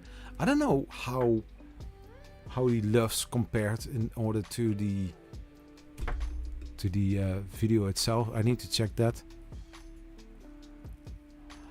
Condenser mic need plus 48 volts. Yeah, life cycle drops. So yeah, I want to be careful with that. I don't use those microphones a lot, but during events like 3D Printopia, RMRRF, Smurf, stuff like that, I do use them, especially when I'm going to do some interviews, stuff like that. So yeah, I'm very cautious about charging cycles.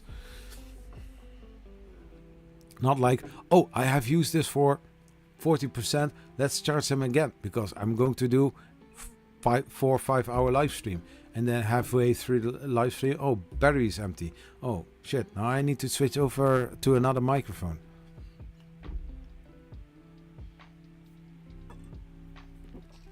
That's a lot for a program, but I guess it's good if it's one-time price instead of subscription for things. Yeah, like Adobe Premiere, that's a subscription, but this is, I believe, lifetime. Yeah, I think this is lifetime subscription. But basically, I can also install it on my MacBook Pro, as far as I understood it. So NVIDIA broadcast removes noise, but for videos it's a pain. Huh? Wait, what?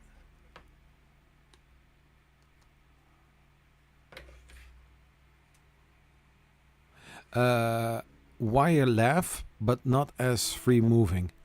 Yeah, and sometimes I'm using my headphones wired to on the backside here, and I'm listening to YouTube videos, stuff like that. I've got here armrest on my desk chair. Sometimes I'm moving around, and then the cable is around the backside, so I'm moving like that, and it's really annoying. So yeah, I want to be wireless if possible. So yeah.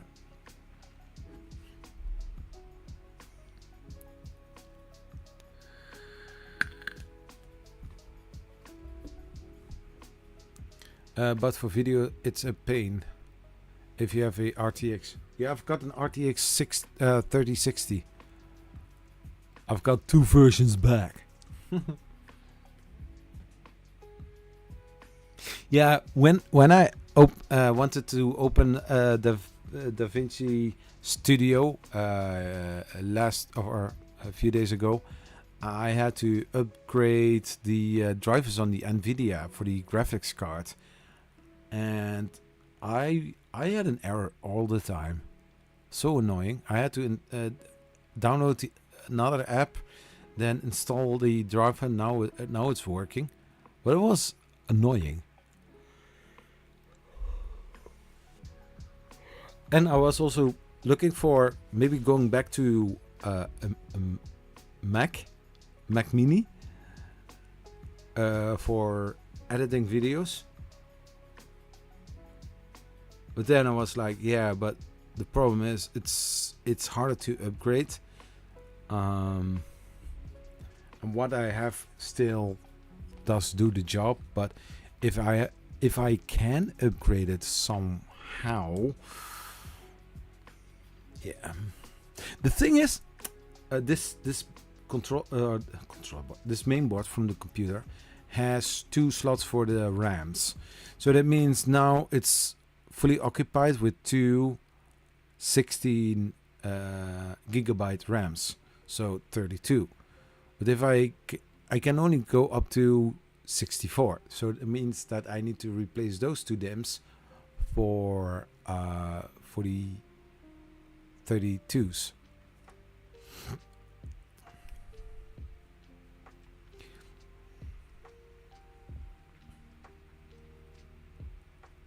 I have heard some phones like being charged from 20% till 80%, but I'm great.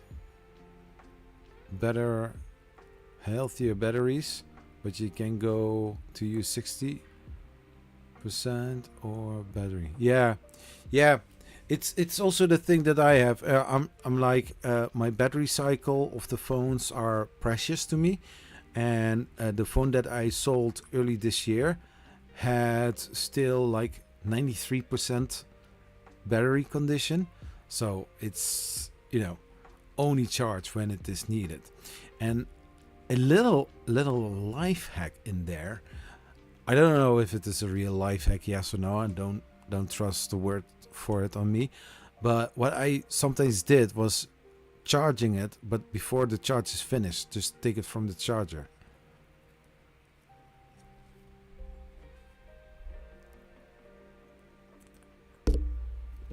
Because basically a charging cycle would mean like going all the way to 5 or 2% battery and then fully charged until 100%.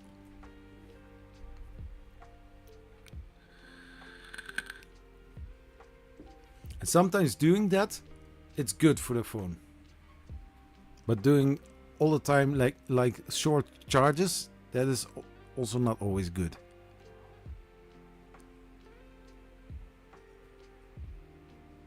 You can use it. You can install NVIDIA broadcast app.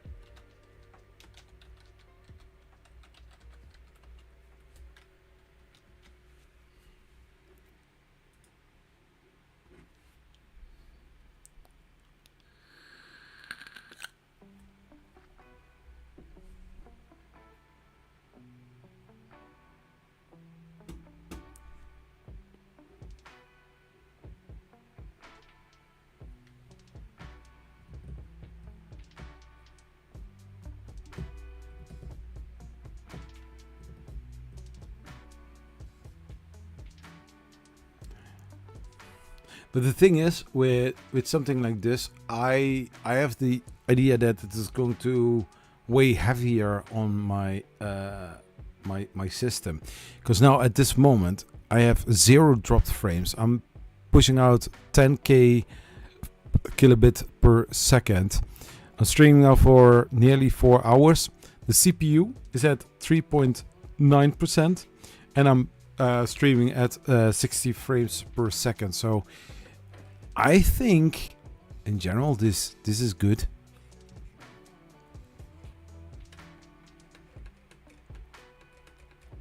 Not get under the 10-15%, no. Yeah, exactly. And sometimes when I drive, I connect my phone with a USB-C cable to use the Apple CarPlay, so for navigation. So in the meantime, it is also charging as well. And just like today, I no.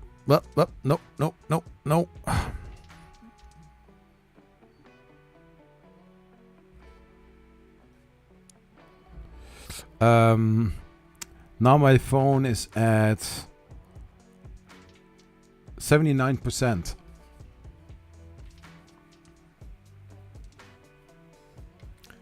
I charge mine to 100% and then drop it about 10 or 20%.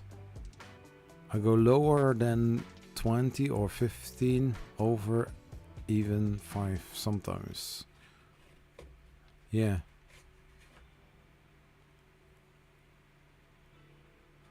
My laptop has never seen below 20% CPU.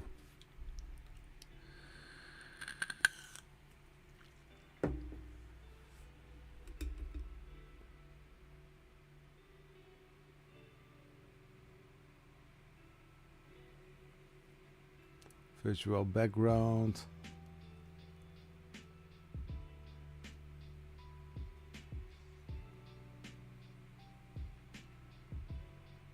Oh.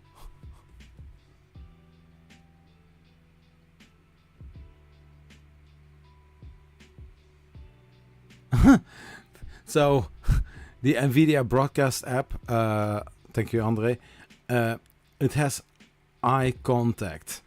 And what it actually does is, I'm totally not camera shy, even though sometimes I feel like I'm camera shy. But if I'm doing live streams, I know exactly where the lens of the camera is. So I look straight into your eyes as well.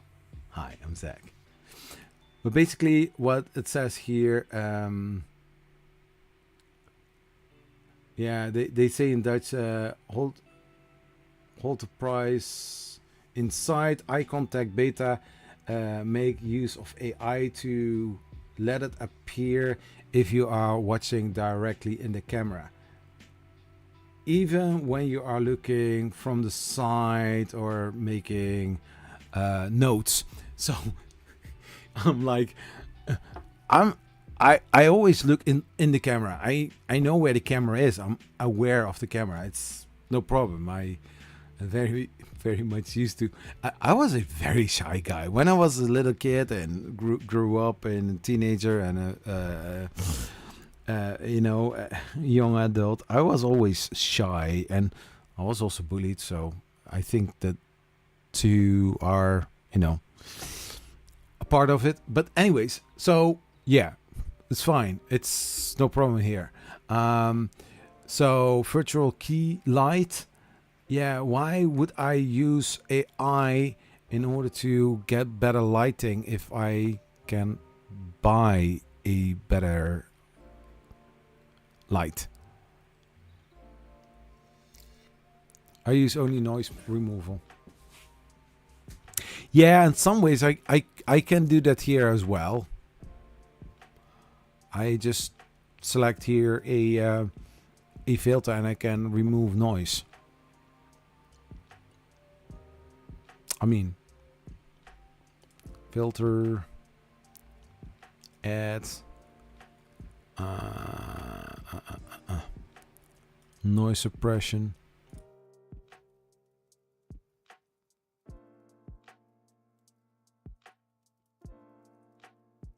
So now I did do a noise cancelling filter on there. Do you hear difference? Because I cannot check. Stay good going on TV mode only. Huh?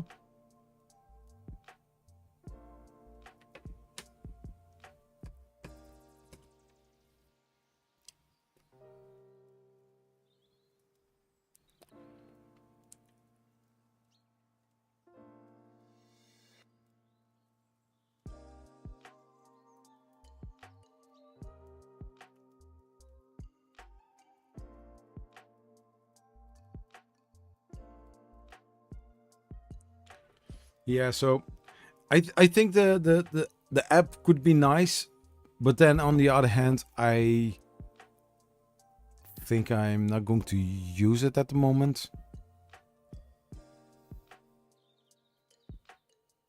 Because now I switched on the filter.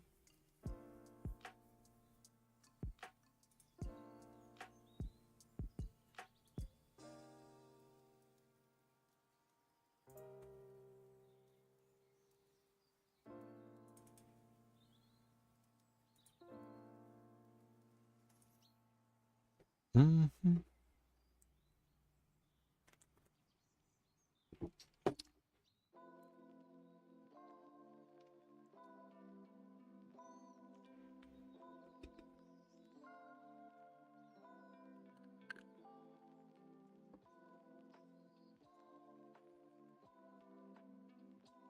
So within a few minutes, I'm going to end this live stream. We can keep talking about 3D printing and also about broadcasting systems. I did use a few weeks ago. I did use the streaming service Melt. I can still use that one as well. But Melt has some other kind of quirks where it is not fully working as I do want to have, or do want to see, basically.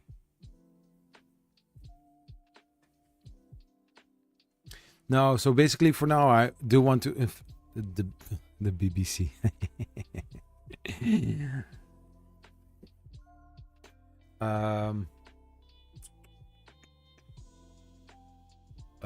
Yeah, basically where I want to invest now is my time into make some better videos, more creative videos as well, projects, improving my video skills, making sure that it's not a rush job.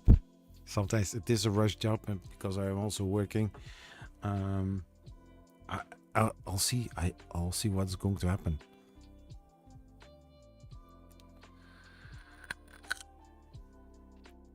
Yeah, and some channels or some tools suggesting to make actual content based upon research, what is trending within 3D printing.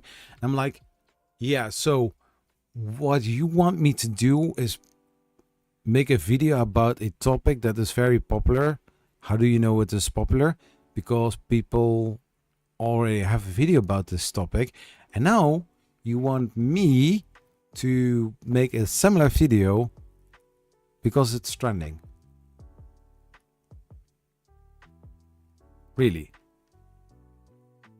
I want to make content that I'm content with, that I do want to make, not that I'm going to follow trends. And so instead of being the trend setter, I'm just a trend follower. How does everything get into a trend then? Doesn't make any sense, right? So yeah, it's weird. It's something that I not approve.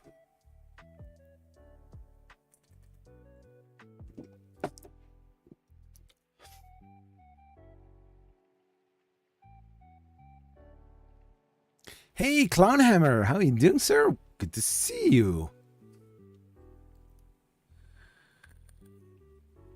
Yeah, and Printed World Conference. It's basically for content creators, makers, and companies. And so 2 days, Thursday, Friday, we're filled with in one big room filled with chairs, stage, and a lot of presentations and talks and panels. So it's not like a 3D print event. It's basically building yourself up, learn stuff, making notes, making some network with people that you normally won't see. I had a nice conversation with a guy that works for Snapmaker. I talked about my J1 and my experience when it was JLabo, and I had a conversation with Jade, stuff like that. So I pitched the idea that I had for a while, making center blocks, and with 3D printed center blocks, building a shed in my garden for a new shed for having a bigger space for my 3D printing studio, 3D maker space, stuff like that. So before I knew it, I looked the guy up on Twitter when I was in the hotel, and I saw he was the head for the content creators, the contact, the person that you are going to talk with if you want to work with Snapmaker, for example. So I noticed he was asking questions. He's an amazing dude. I'm chatting a lot with him on the DMs on Twitter. So I also said to him, like, the Snapmaker J1, amazing, beautiful 3D printer, but IDEX isn't made for me. And I also said, like, I do like Snapmaker. It's amazing stuff, but you know, it's not meant to be for IDEX for me. Yeah, good.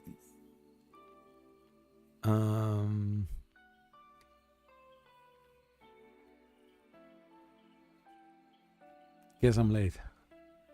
Just that.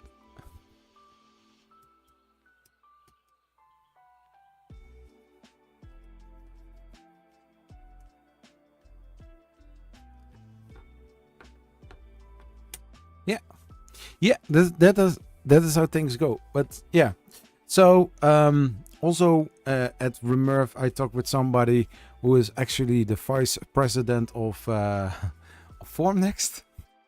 Just a regular hanging out, talking hour and a half about Formnext, 3D printing, content creation, stuff like that.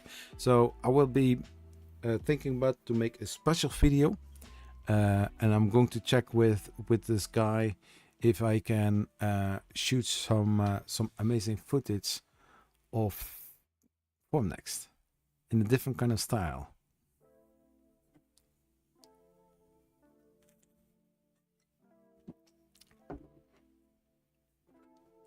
So before it is November, I can start writing scripts or some key lines, and then forming a script over time, and then in the end it's going to be edited as a video and then published on the day of the Formnext starts, something like that, or maybe a day later.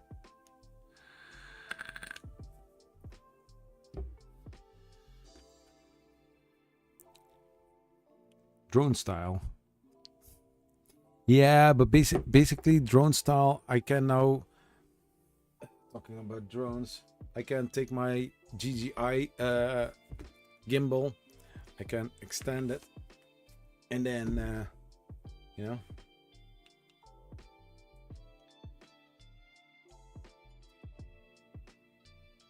have it like this.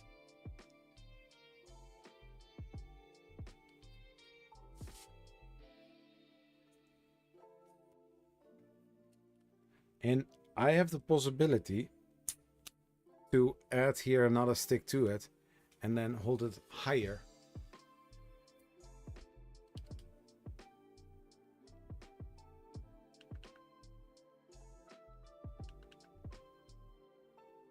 So fun little thing.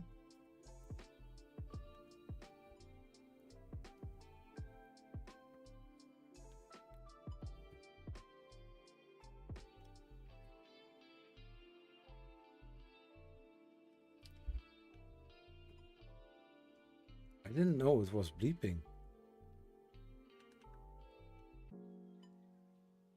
Oh.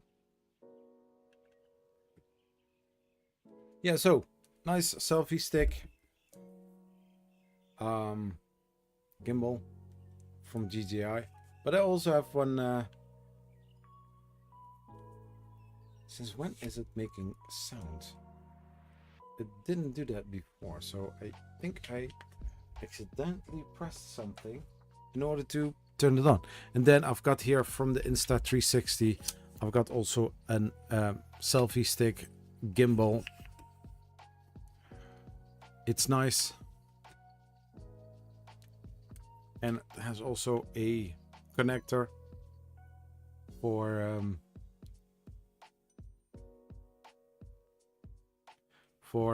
you know, putting it on a stick that is longer.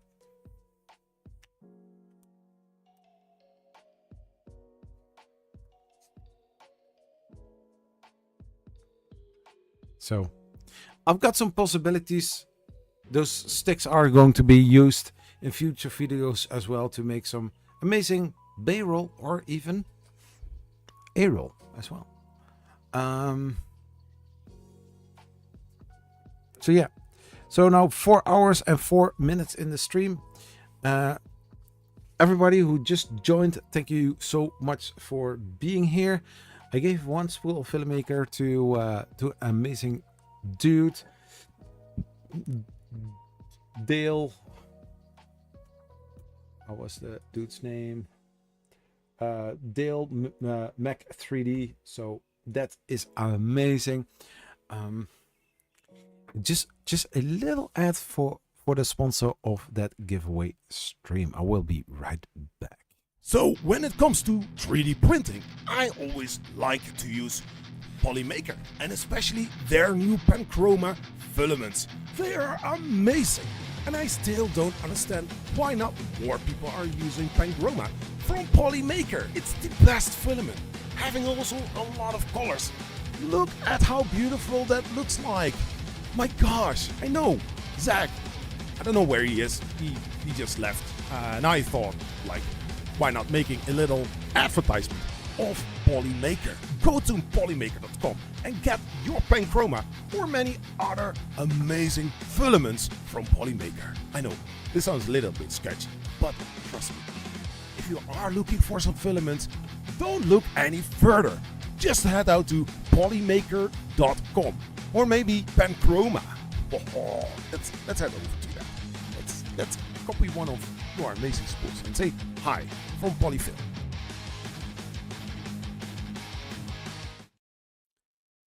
Yeah, thank you too for being here, being amazing, awesome. Yeah, so next week, like mentioned, I'm going to work on the Death Racer, the big 3-tech kit. Amazing. Make sure to be there because I'm going to give one Death Racer kit from Big 3-tech away during that stream, and also a spool of Polymaker. That are two different kind of giveaways. It's not like you are going to win a Death Racer and a spool of Polymaker. Of course, it can happen that one person win and filament and the Death Racer, but we will see. So if you don't have any plans for this weekend in mind, there are some great videos to be watched. I still have low views on the videos from Wednesday and Friday. Check them out. They are all about the second day of RMRRF 2025 and also a nice interview with Luke from Big 3-tech about brand new stuff that are going to be released pretty soon, which can help you with your DIY 3D printer, your Voron printer, or even the Bambu Labs 3D printers. So that all said, thank you so much for being awesome and amazing. If you don't have anything else to do, go and make something amazing. You are amazing, and we'll see you in the next one. Peace. Bye-bye.